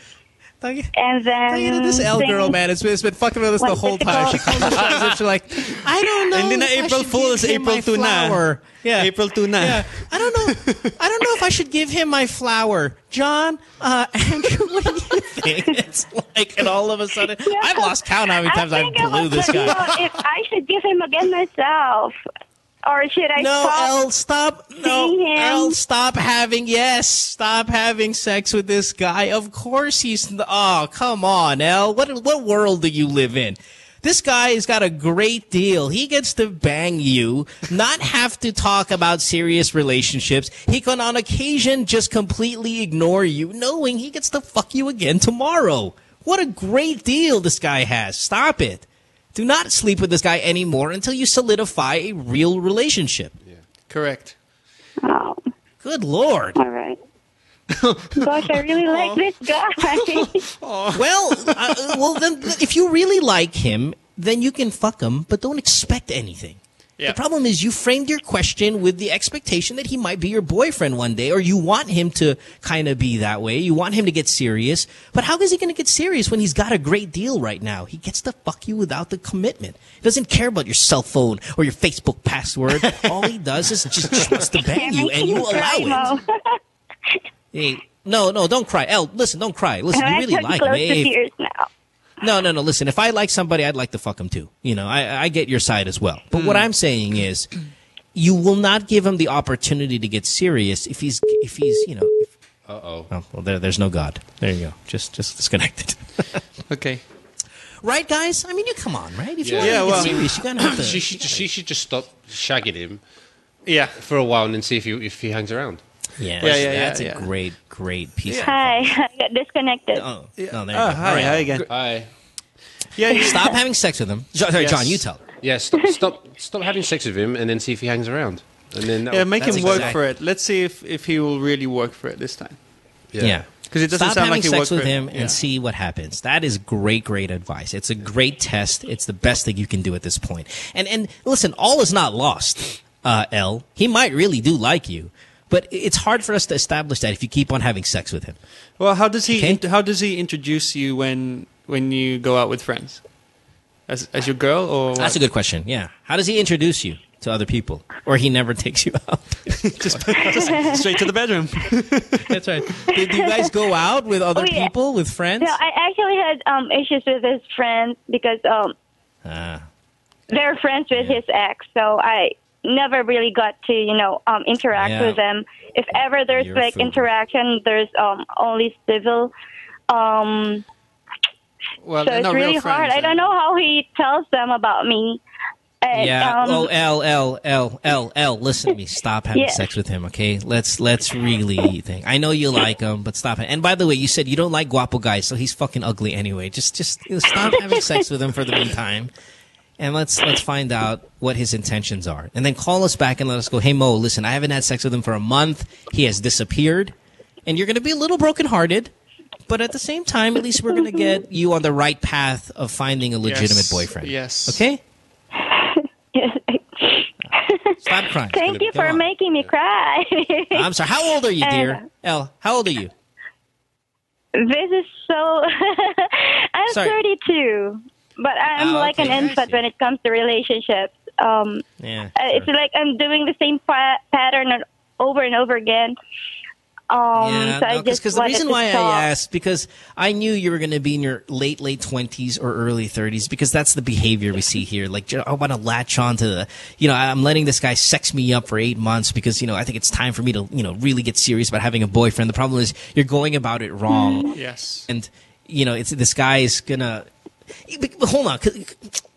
We got to go from you because this is a long call. But if I liked a girl that I was having sex with constantly, like a friends with benefits, but I really liked her, I would have said something by now. In 8 months of sex, I would have gone, so, hey, listen, is this going to be an exclusive thing now? Even me, as shy as I am in terms of saying, okay, I'm your boyfriend, you're my girlfriend, I would bring it up. I would say, is this an exclusive thing? Is it going to be you and me now? Because, we've been doing this for a while. I would have that conversation with you. And if he hasn't had that conversation with you yet, I'm worried.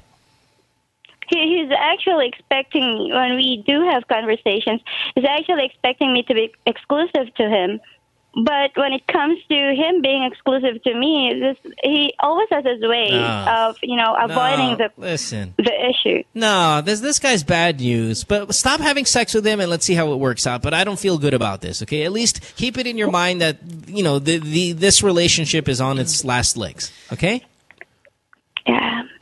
Oh, sex lang yan. Yeah, we don't want to tell you, but we'll tell you now. Sorry to put it bluntly. He's just banging you, to be honest, is what it is. 8 months, I would love to be in his situation, just to be able to bang someone without all of that for 8 whole months. Damn. That's good. Yeah. That's like 200 times. Yeah. I mean, Wolff was like 20, 30, but come to think of it now, 8 months, that's about 200 times. All right, thank you. Good math. Bye-bye. And what would make you feel better is that person is devoted to you. Yeah. Well, yeah, right. Hang in there, baby. Yeah. All right. Thanks. Have a good one. I feel bad for you. You too. Bye. Bye. Good luck. Bye, everyone. Shit. Bye. Oh, look at her trying to save face with that bye, everyone smile. Oh. What do you reckon? They'll continue tomorrow? What's that? You reckon they'll bang again or what? Yeah. One more time. One more time. One last. She's going to bring it up. She's going to do this. She's going to be like, listen, I spoke to... this is a farewell bang. John and Andrew. They said we should have a conversation about the current status of our quote-unquote relationship. And he's like, yeah, I think so too. Hold on, let me fuck you one more time. And then let's have this conversation. Okay, yeah, we can have this conversation. Just put my dick in your mouth real quick. And then we'll talk about it right after. I think we'll do well. That's right. I feel strongly about us. Hold on, I'm going to come.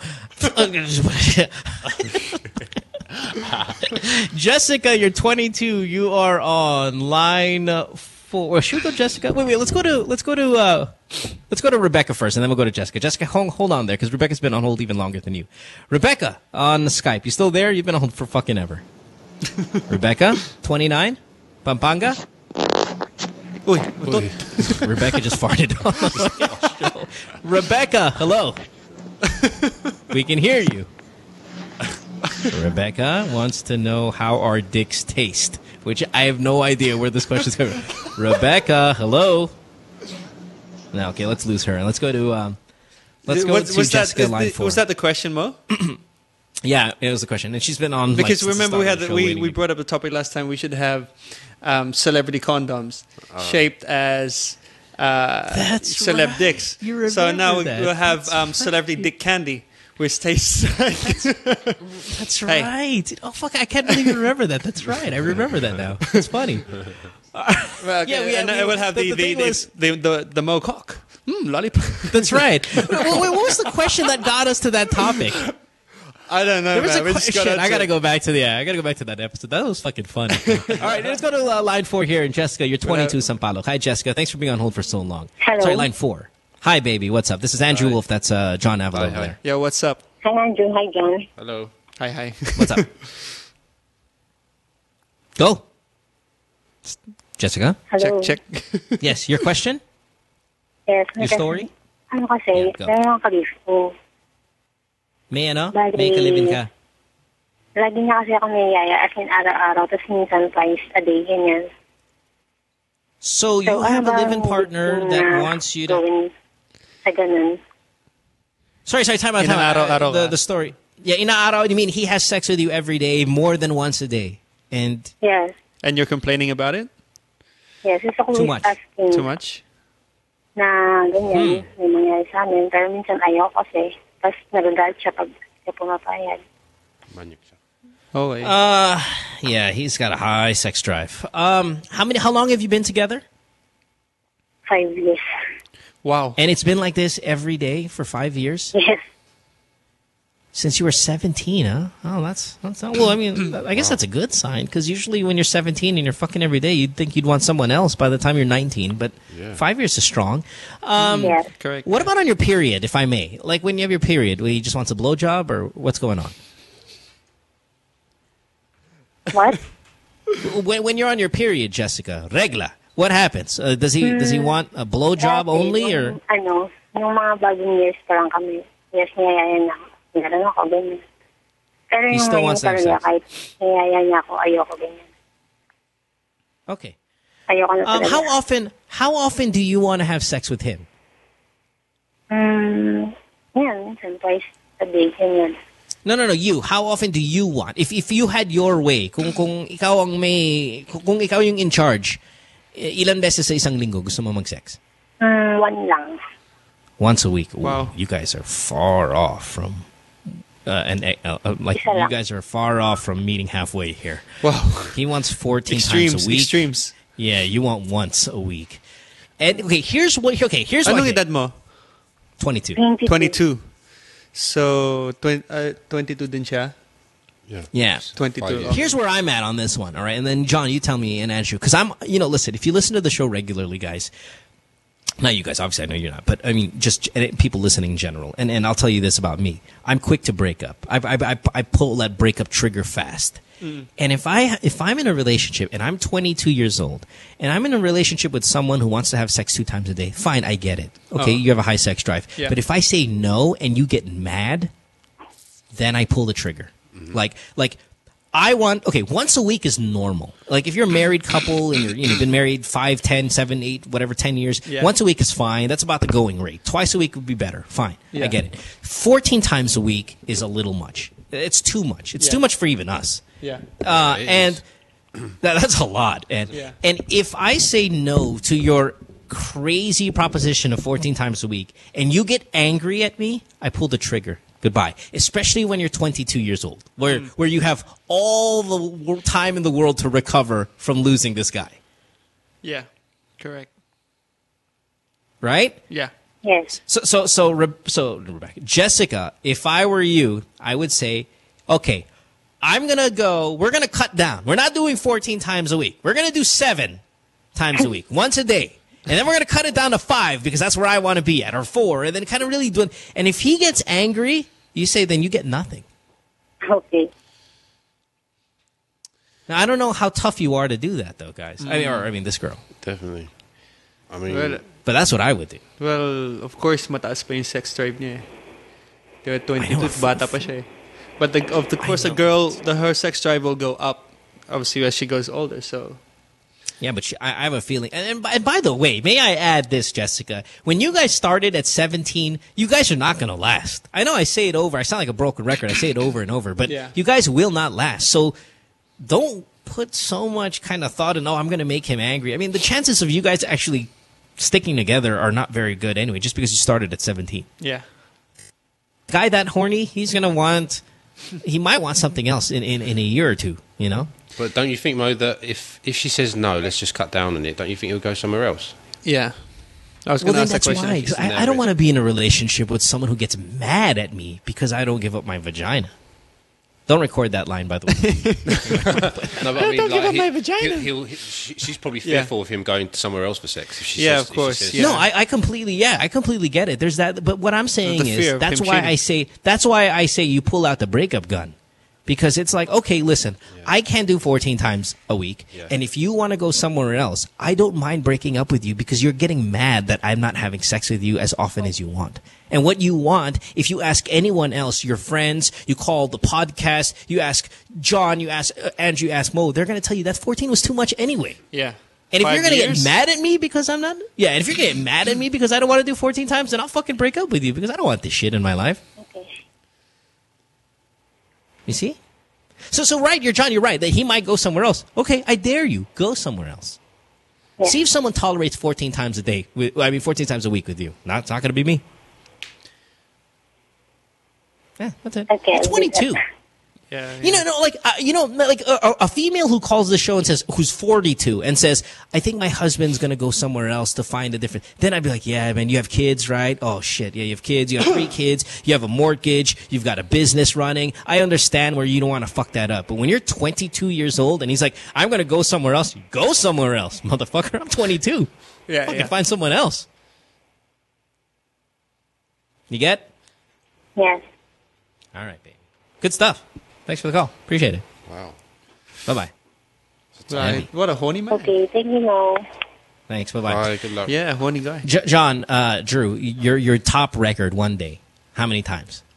I did a 7 once. I did a 7 twice. I did a 7 twice and a 6 once, and that's it. After that, you can't do that. Did you come each and every time? Yes. Yeah. What's your record? Were you firing blanks by the end, though? Oh, yeah. But we're talking about a whole day's work, though. I mean, it's not like 7 in an hour. You know, I mean, it was like, yeah. You had enough time to regenerate the sperm. Yeah. And, well, it looked like Visine or IMO by the time at the end. It was like eye drops. It was just... Mine was 6. You did a 6? Yeah. You did a 6, John? Yeah, I'd say... You see that? Around 6, 7, yeah. I could hang with you guys. I could hang with you. Muscular men. But you know what? Bro, the last caller was her name, Jessica. 5 years. Yeah. 5 years and he's still like that. That's crazy. That guy's... Yeah, that's a lot. He must be on some crazy shit. That's extreme, though. That's why. Yeah. And by that time, it's not really about sex anymore. No, 5 years. Yeah, it gets. Yeah, that's true. That's right. Right. I mean, you should be, and you shouldn't be getting. My thing is, you should be getting mad, like getting angry because it's not twice a day. That's wild, man. Yeah, you break up with him. Yeah, totally.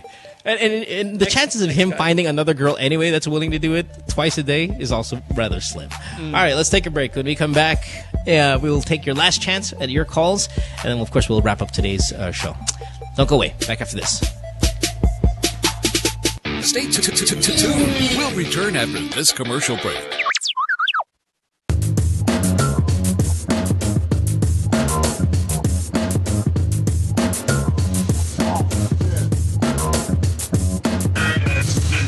With All Stars, we're always on the move. It's really important for us to get better and stronger for every competition that we get into. For all the different lifestyles that we have, some of us are graphic artists, filmmakers. We still find ways to get together. We put a lot of effort in practicing and rehearsing. Minsan may mga biglaang shows or auditions, so it's really important for us to get connected. I use my Globe group messaging to get a hold of everybody else. Malayo na rin ang narating namin, marami na rin kaming napuntahan. So it's really important to get connected.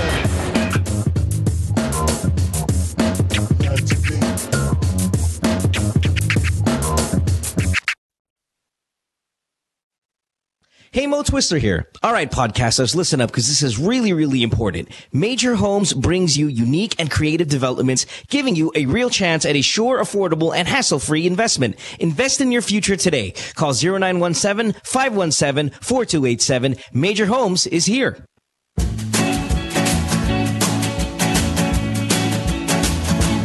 Sabrina's Kitchen is going to be back in your kitchen. Sabrina, we're hungry. Okay, it's coming. Every Saturday, 6:30 p.m. Lifestyle Network. Where else?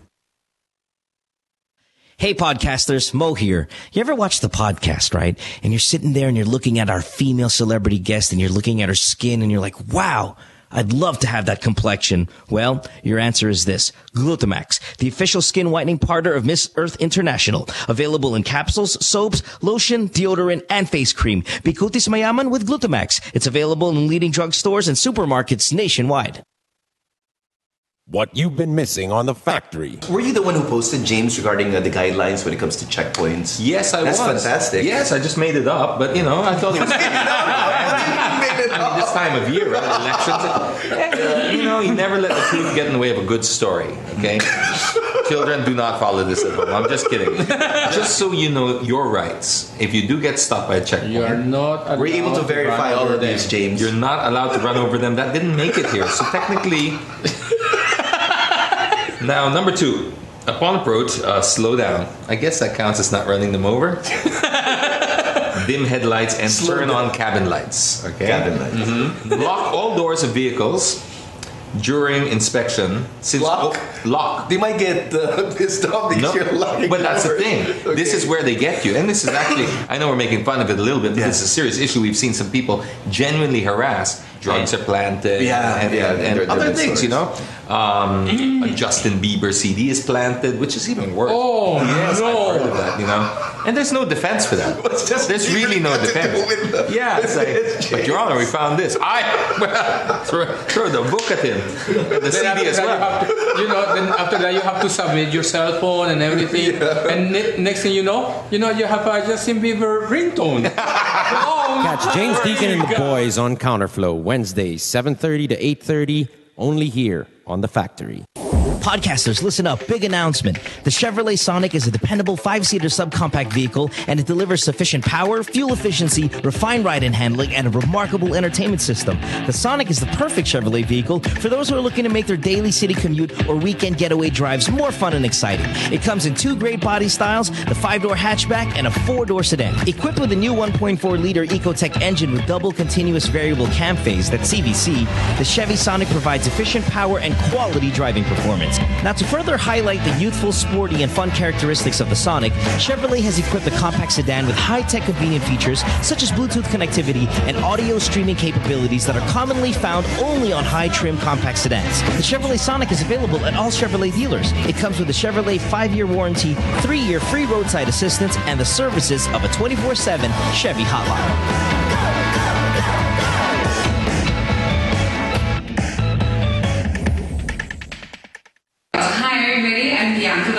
I'm Julia Snigowski. I'm Trisha Santanera. And we are the girls of 20.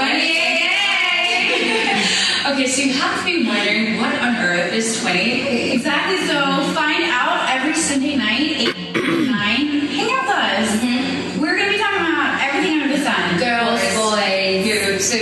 Okay, boobs. What you say, boobs?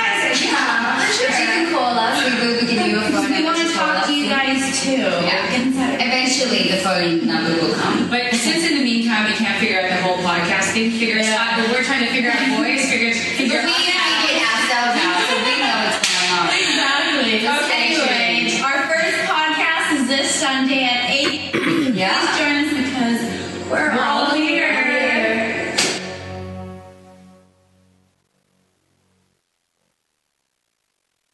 girlfriend says she hates me. It's Good Times with Mo, the podcast. Call the show tonight and get your love problem answered. Follow us on Twitter at GTWM Podcast. And visit www.motwister.com. Back on the podcast here on this Tuesday night, April 2nd. We have Jon Avila and Andrew Wolff on the program. I want to thank them for being here. Thanks for having us, man. Thanks for having us. Yeah, well, no, I'm having a good time, man. Thanks for being here. 478-7954 is the phone number. Skype, The Good Times Podcast. And again, your chance at getting just a couple more phone calls in, maybe 1, 2, 3 calls, and then we'll wrap up tonight's episode. We're also, don't forget, giving away some prizes. You can either win a phone, we got Meister watches, we got a lot of good shit that comes your way. So we're going to thank all of our sponsors for being so generous, especially Globe, of course, the major sponsor of this show. All right, so let's get to it. Here we go. Let's start with, now, our last call, we had the... what is that, 14 times a week, 2 times a day type of sexual drive that her boyfriend had. Yeah. Now, this is a guy on the phone who he feels like he's a sex addict as well. So let's see how much sex he's having. Carlisle, 23 years old. You are in Cebu. Welcome to the program. It's Jon Avila. That's Andrew Wolff. How can we help you, Carlisle? Hi there. Can you guys hear me? Yeah, we hear you fine. What's up? All right. This is actually kind of a bit of an old problem, but I would like to consult you guys now, especially you, Mo. Sure. I kind of feel that sex addict? on the past years, past months, I just saw. There's a dog. Can you fuck your dog in the background? Anyways, it's trying to communicate with me. Yeah. All right, go ahead. What? Past months, I've been, having this problem. It's actually affecting my relationship with my girl and everything because I'm turning into just some sort of a sex addict. I mean, before I met my girl, everything was normal. It was not like this, but I think there's a reason behind it, and this is actually my question because I want to know if it's a valid reason why I am becoming like this. Because I was kind of molested when I was very young, around 5 to 7 years old. Well, if you guys want to hear the story, just let me know. Just tell me who molested you. It's Your actually uncle? my cousin. It's actually my boy cousin, but I'm not gay. I got you. Now, how old was your cousin when he molested you? How old was he? You were 5. I think he was in grade 6 that time, or first year high school, but he's way older than me. So child on child molestation. Ugh, man. All right, yeah. So that'll do it for you. Now, is that the only? That's the only time that you were molested? No, there has been many instances. Every time we go to our uncle's place, whenever we meet. But right now we're good. We're okay. We are best of friends. We consider ourselves brothers. But I even told my mom about it recently, and she didn't do anything. What kind of molestation? I'm sorry, not to get so darn graphic, but if you're open to talk about, what did he do? He just played with your dick, or did he actually? Yeah. Actually, my mom asked me that question too. Well, yeah. Yeah. So what did he do? My cousin asked me to do a BJ to him, something like that. Yeah. I think that's he made you do that. He made him. Yes. He even made me swallow his. But the thing is, by that time I didn't actually know anything. I was just 5 or 7 years old. I can't really remember. And right now it bothers me because maybe it's actually unknowingly it's actually affecting my my sex drive right now because we'll go ahead and change unknowingly to knowingly on this one here.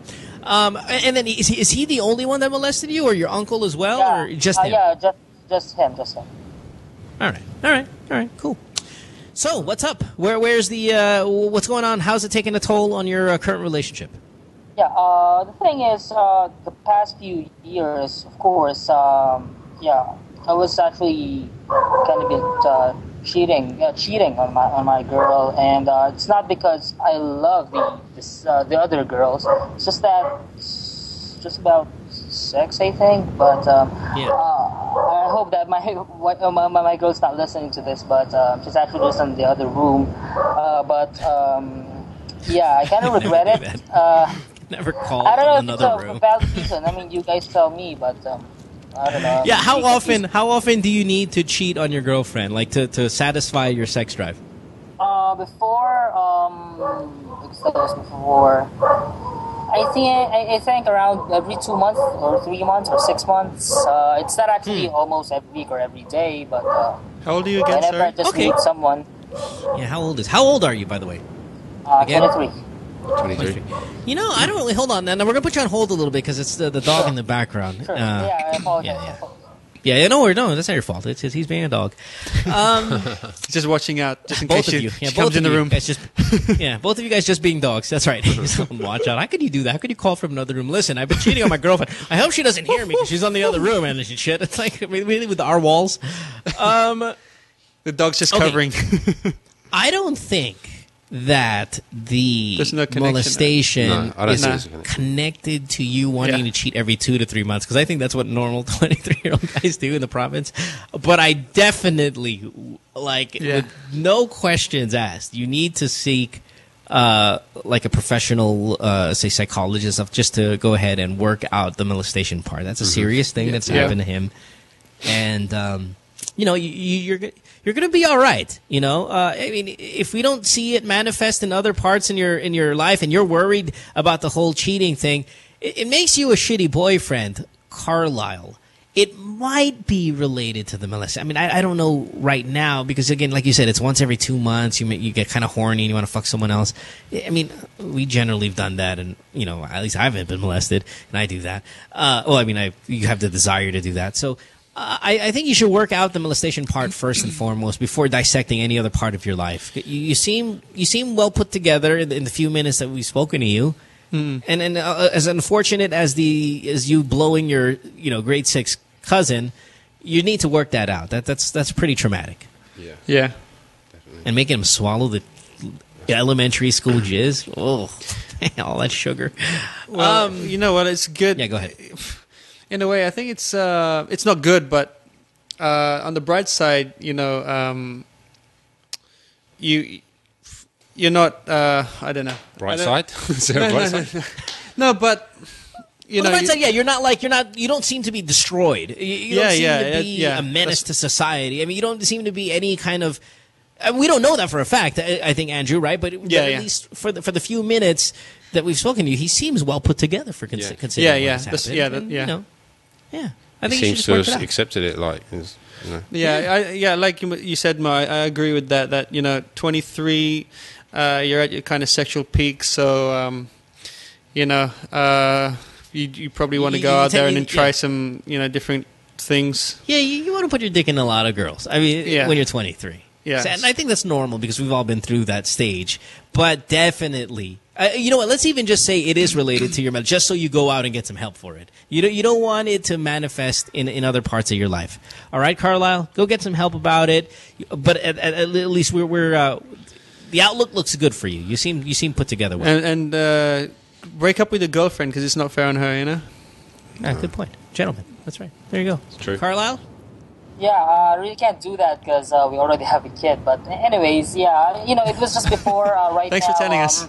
I had some sort of a You can still break up with her even though you have a kid. You're still cheating on her, Carlisle. That was before. I think around a year ago or 2 years ago. But right now, I had some sort of workaround, and she was actually fine with it. Sometimes she allows me to watch porn. So, at least right now, do not need another girl for me to, do that, because for me, my wife is still pretty and attractive. It's just that there's just this thing inside me that I thought that it was just because of my previous experiences, because I was 5 to 7 years old. I mean, 5 years old, I already know the meaning of sex, so something like that. So. Yeah, you need to work that one around. All right, I mean, really get some help for that, because that's unfortunate. Yeah. Okay. Yeah. Thanks for the call, man. Appreciate it. Thank you very much. Yeah. Take care, man. Bye. I want to ask you, guys, would you be friends, like brothers, with a cousin who did that to you? No way. I mean, it's kind of creepy, huh? No. But you know, I love him dearly. It happens a lot here, so you know. He just seems really like cool about it, doesn't he? He's like, he seems like just a positive guy all around. I think it's just, I think it's just coincidental that you know he's a bit of a horny guy and that happened, but I don't think there's a connection because there's a lot of guys without that haven't gone through traumatic experiences, but horny, you know. So totally like Jon Avila. That's right. We have a question here. Now, this is very odd. I don't know. I'm debating on which one we're going to take here before we wrap up tonight's show. There's a 19-year-old in Laguna, Janet, who says, "Have you guys tasted poo?" Which is very odd. We've never gotten that question before, and I wonder why. Because it's so vague. It's like, have you tasted poop? What a stupid question. But I feel like we're going to be like, no, have you? And she's like, yes. You know, it's going to be something like that. And then we have an interesting question from a 54-year-old. This is Cynthia, and she says, what do good-looking guys like you hate about being good-looking? That's a really interesting. We'll see if we have time for both. Let's start with poo, and then if this is a quick one, we'll fire off to the 54-year-old. I have a funny. Actually, you have a funny story about it. We'll get to it. Let's take the shit question, and then we'll go to that guapo question. Janet, 19, Laguna. Janet. Hello. Hi. Oh, you're a guy. Actually, it's for my cousin, but she refuses to. Okay, of all the questions you can ask, why are you asking if we've eaten shit before? Because you know most people haven't. So what's the reason behind this? It's been he doesn't want to win a cell phone tonight. That's why. Last year since I tried to taste it, but it was really. Oh my god! So you have eaten shit before? Come again? See, you've tasted shit before. You've eaten shit. Yes. Okay. But it was just a dip? Or what are we looking at that's here? the kind of trash talk we have on the field. Eat my shit. And they go, oh, well, okay. And Jan's is like, yeah, sure, man. Sure, why not? Yeah, he's like, it's been a while since I've eaten shit. I'm kind of missing it. It's like, come here. Why? I'll run straight off the field. Yeah, okay, so wait a minute. Why did you eat really shit? And curious about the taste. oh my god. Well, you know what? You weren't turned off by the smell. You really needed to confirm it with the taste buds. I mean, can't you just like smell it and know that it's not good? I'm sure it tastes as bad as it smells. You know, they're both sense of smell and taste are both connected. Right. You can go ahead and do the smell math. That's going to taste like it's going to taste horrible. But hold on, whose shit did you eat? Your own? Of course, mine. Sorry. Sorry. Because before I heard that, there's a story where people were like stranded and then they eat their poops. No, they eat each other. To survive, just to survive. But no. You eat poops and they drink their pee. Okay, so okay? You did it one time, or is this something that you're kind of getting into? Is this an April Fool's kind of call or what? Yeah, no, that's true. That was last year ago. No, because look. If there's a TV show out there right now, what is it called? The My Weird Addiction or there's a very popular show, right? And they have people like this. I'm not saying this guy's got a weird addiction, but they've got people who have really very crazy, wild thoughts, and they do it on the regular. So I want to ask you, Janet Tai, is that your name? So you ate shit one time, and are you thinking about going back for seconds, or what's the deal here? Did you like it? No. Well, what? Maybe no. No. Why? So you're asking us if we've eaten shit. Okay. So why do you want to know? How can we help you with your life right now? He doesn't want to be alone in that boat.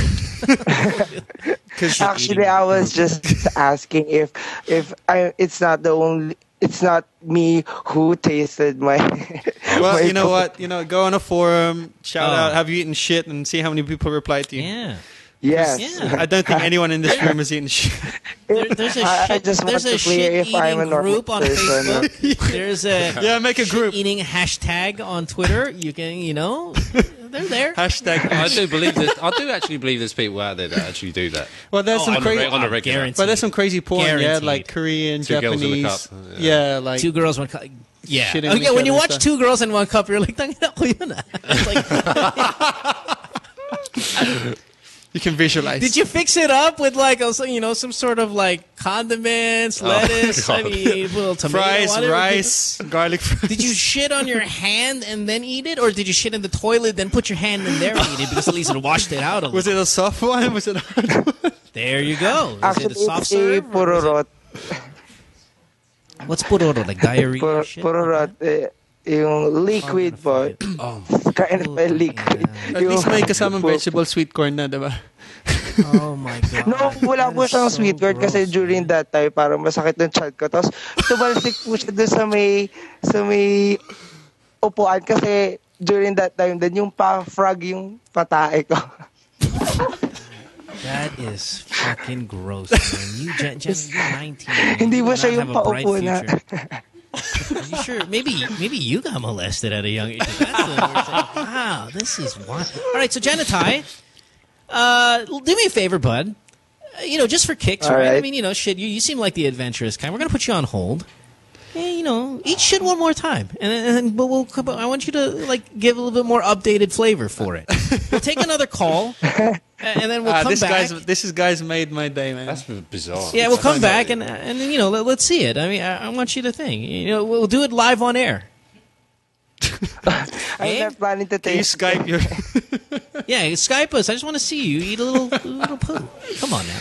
And little kids have done it all the time. Little kids walking around saying, "Oh wow, look, it's chocolate, but it's dog shit." They put it in their mouth. It's normal. You up for it? One more time, just for reminiscing sake. Janet, you want to eat shit one more time? Come on, buddy. No. I'm not planning to taste it anymore. And what is the point in this conversation? Yeah, I can't believe we spent this much time. Janitai, I just wasted 5 minutes of my life. Thank you. Yeah, we have not eaten shit before, but as John has said, and I completely agree, guaranteed there must be guys out there that have done this as well. Okay, you're not alone. Just want you to know you're not alone, buddy. Okay? Okay. But don't call again. Can I just greet? Yeah. No, province, you can't. And fucking province life, eat shit life. All right, Mo. Maybe we've all eaten shit. Well, I mean, I haven't tried this, but people have mushrooms off of, to get high sometimes, and that's out of what is that? Indirectly. Yeah. So there's a huge group out there, Janitai, that really like that. All right, thanks for the call, man. Okay. Appreciate it. All right, Thank you fine. very You can much. greet. Who are you gonna greet? Go. I don't think anybody wants to be greeted. Said hello to by you. Like, tanga nakikilala mo yung tae, kumakain ng tae. All right, go ahead. Can you Quickly just greet. say hi to my sister, Teresa? Yeah, what's her name? Teresa. All right, Teresa. Your brother says hello with shit breath. Thanks. No, but remember.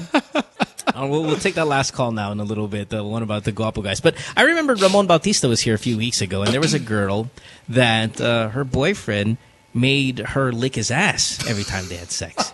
And we were all, "Oh, you shit eater," and all of that stuff. But this one is worse, man. All right, Cynthia, 54, last call. We got to go. You are, 54 years old. Always nice to have someone of the upper age group. Yep. So we should be asking questions.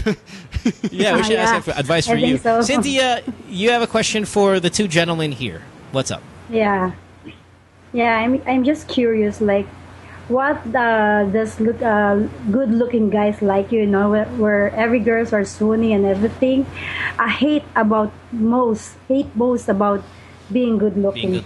That's a great question, man, to ask, especially from a guy. Because a girl, you'd be like, "What do you hate about being hot?" And they're like, "Oh, the people only look at my boobs, or people only want me for this." You always hear You're a positive guy. things and everything.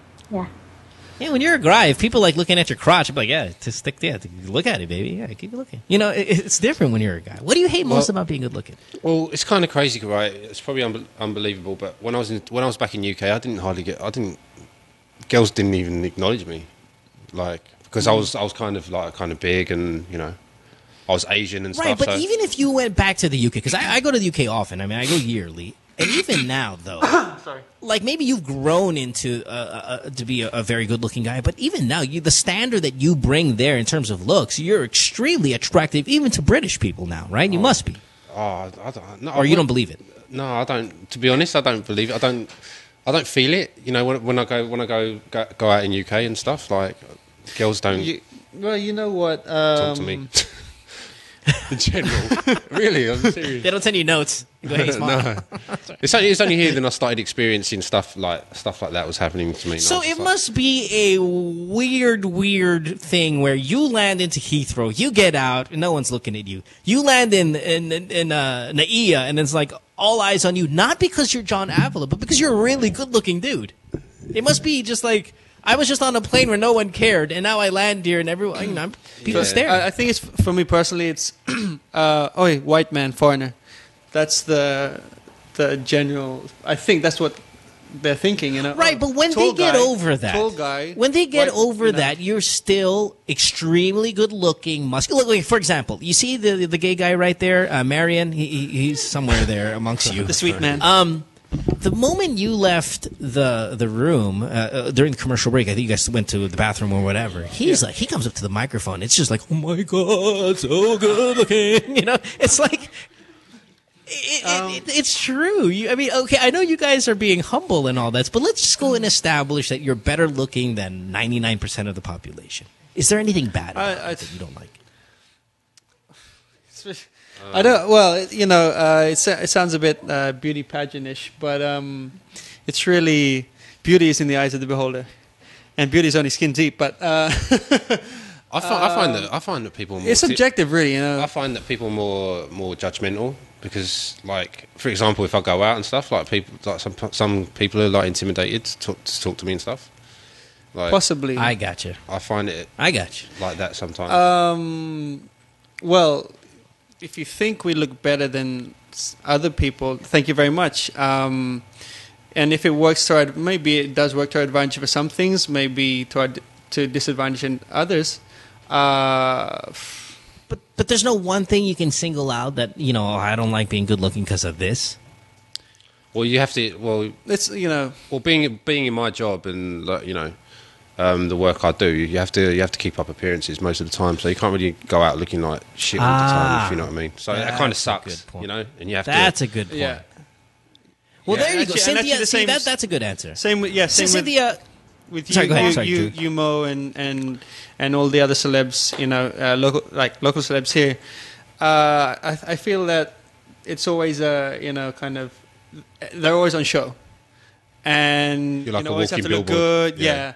You have have self-image, a nice car, nice phone, hair's right. Like you can't be caught taking a cab, or someone's gonna, oh my god, I just saw Andrew Wolff taking a cab. Yeah, judgmental. Well, I think John and myself, we try to kind of stay away from that way of living, but it's hard to get out of that, considering what what status we have here in the Philippines.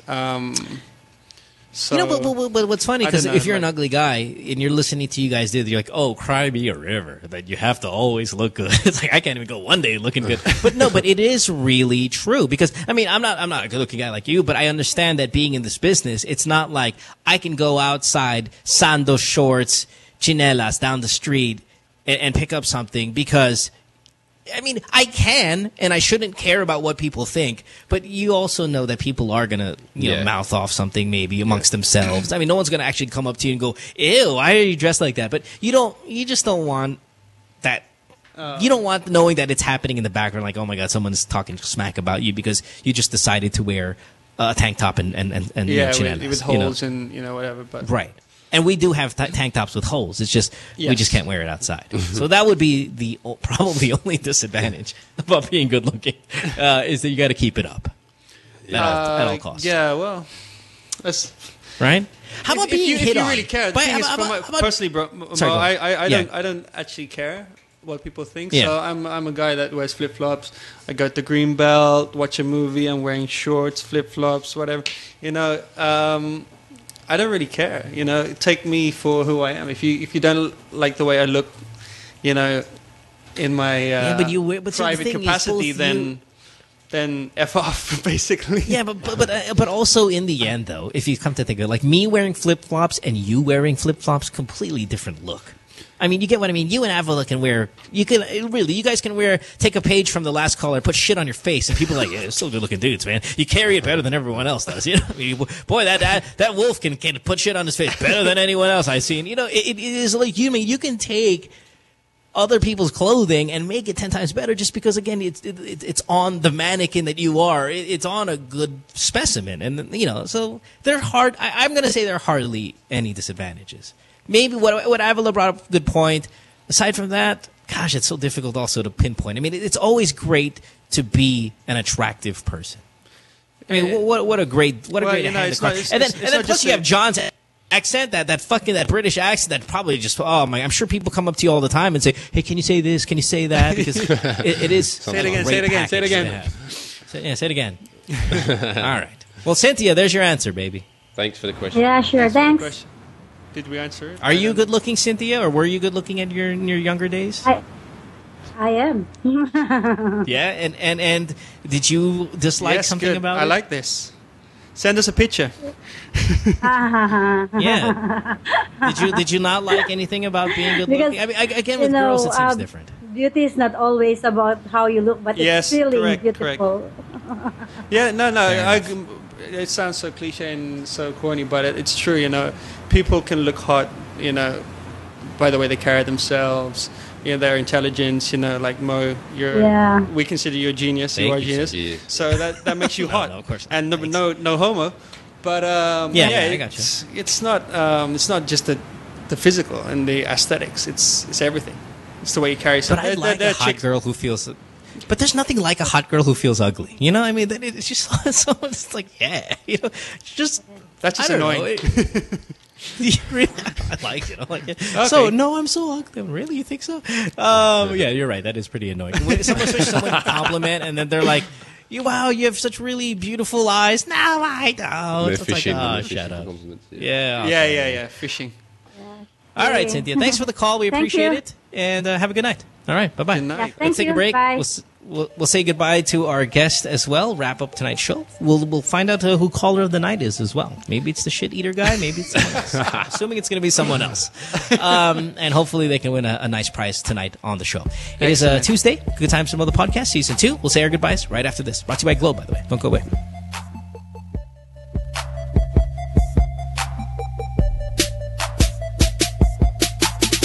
Stay tuned. We'll return after this commercial break.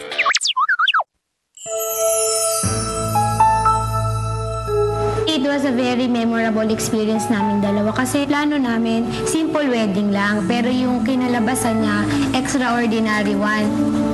Kinagabihan pa lang ng wedding namin, August 7. Grabe na talaga yung ulan nun. Yung mga attend ng kasal namin kasi nangihingi sila ng confirmation kung tutuloy ba namin yung kasal kasi sobrang taas na din ng tubig. Pati yung photographer po kasi tinatanong kung tuloy ba namin yung kasal kasi medyo may tubig pa. Ang dami na namin nare-receive na calls, pati kami dalawa nagtatawagan. Pero ang nire-reply namin sa kanila, tuloy talaga ang kasal kahit na anong mangyari.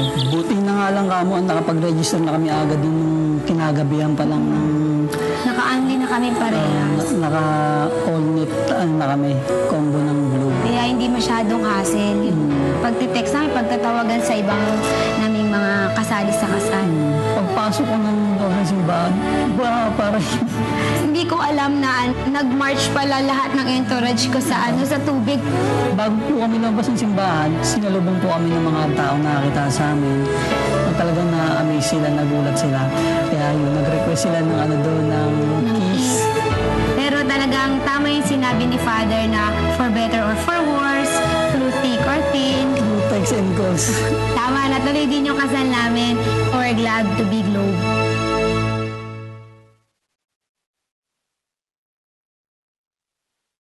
What you've been missing on The Factory. Now we're gonna show you guys the new beta that just came out yesterday. Is God of War Ascension, the private beta for PlayStation Plus. PlayStation Plus. Let's watch it. Right? It's nice, and we can play already. Yes. Yep.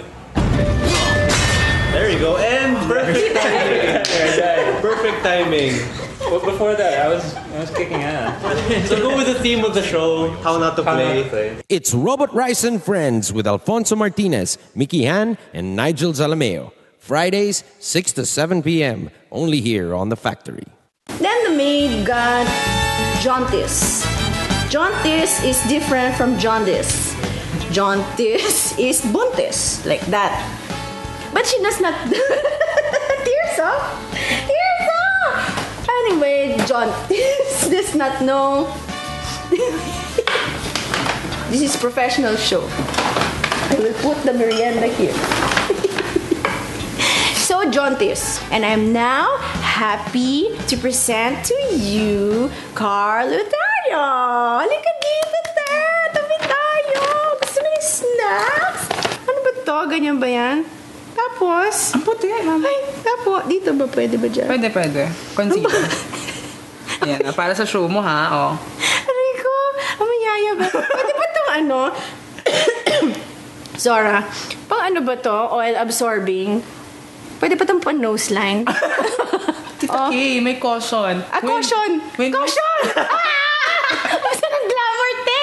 When used for the first 2 weeks, more pimples will appear. Burahin na siya. Oh my God! Sorry, ma'am. Ito talaga? Hindi, bago yan. Don't worry. Buti ako sa mata lang. Hindi naman nagkakapyo. Dapat pala caution mo na yung pinasa natin. Join your host Carrots Nazareno on Live Love Lols every Thursday, 7:30 to 8:30, only here on The Factory. Hey podcasters, Mo here. You ever watch the podcast, right? And you're sitting there and you're looking at our female celebrity guest and you're looking at her skin and you're like, wow, I'd love to have that complexion. Well, your answer is this. Glutamax, the official skin whitening partner of Miss Earth International. Available in capsules, soaps, lotion, deodorant, and face cream. Bikutis mayaman with Glutamax. It's available in leading drugstores and supermarkets nationwide. Hey, Mo Twister here. All right, podcasters, listen up because this is really, really important. Major Homes brings you unique and creative developments, giving you a real chance at a sure, affordable, and hassle-free investment. Invest in your future today. Call 0917-517-4287. Major Homes is here.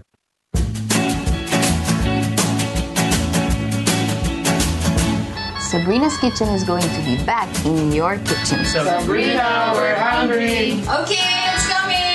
Every Saturday, 6:30 p.m. Lifestyle Network. Where else? Hi, everybody. I'm Bianca Valeria. I'm Julia Snigowski. I'm Trisha Santanera. And we are the girls of 20. Okay, so you have to be wondering what on earth is 20? Exactly, so find out every Sunday night, 8 to 9. Hang out with us. We're going to be talking about everything under the sun. Girls, boys, boobs. Okay, boobs. Well, you say boobs. Of course, yeah. Sure. You can call us. We will give you a phone number. We want to talk to you guys too. Yeah. Eventually, the phone number will come. But since in the meantime we can't figure out the whole podcasting, we're trying to figure out voice, figure out. We can figure ourselves out, so we know what's going on. Exactly. Okay. Anyway, our first podcast is this Sunday at 8. Yeah. Please join us because we're all here.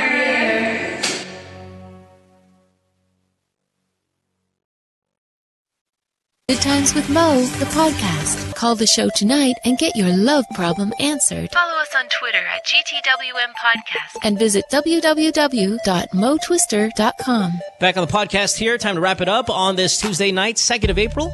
It's Good Times with Mo. Brought to you by Globe. Quick announcement before we get to the boys here and our caller of the night. When it comes to services, we only want the best. In this day and age, we expect so much more from services today. We want the services that can keep up with our needs. Like Globe Business, Globe Telecom's arm that deals with corporate and SME accounts. They recently were awarded Important International Organization for Standards certificates, or ISO certificates. They received the IT Service Management System certificate for their state-of-the-art and IT secured site enterprise Sites Enterprise customers, right. They were awarded the Quality Management System Certificate for the Performance Management Center as well. This is good news for business because Globe assures that they can keep up with your requirements. It's not easy to get these accreditations. There are important milestones. Globe does not only believe in compliance, they are committed to the best practices and policies to keep up with our everyday and ever-evolving needs. And, of course, our ever-faster lives. So you can expect 24/7 data network support. You don't have to worry. And you can expect that Globe will continue to set the bar. All right, let's wrap it up tonight. Guys, I want to thank you for being here. I think you did a great job. I'm sorry again for some of the technical issues, but you pushed through, and it's always nice to have the both of you on the program. Thank you. you. Really is. Thanks for having us. Man. It's been fun. Yeah, man. Yeah. Please come back. I know that you guys are getting involved in a lot of things, in the next couple months. So maybe either after all of that stuff is done or prior to it getting busy. But we'd love to have you back. Yeah, really. No, it'd be great. It'd be great. Thanks for having us, and we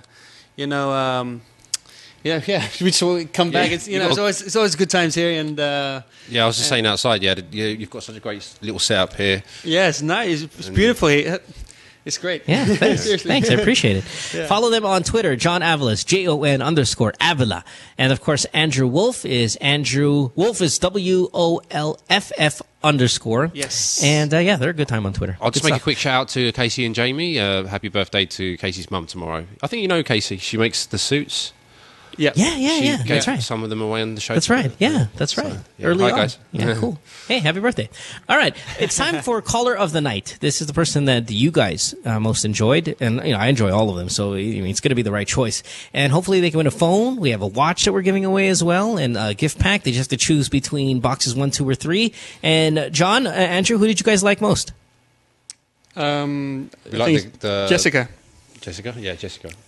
Now, she's the one whose live-in boyfriend or something like that needs to have sex with her 2 times a day. So you guys, feel sorry for her vagina, right? I'm so Yeah, maybe she can use the gift to call someone else and find someone better.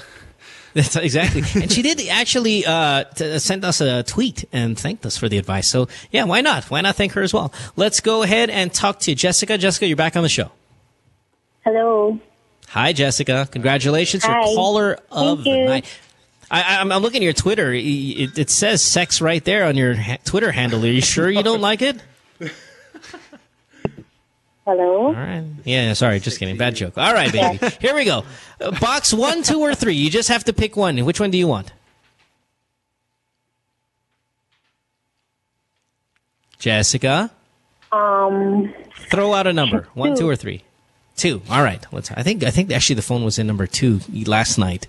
Let's see if it's on number 2 today. What does she want?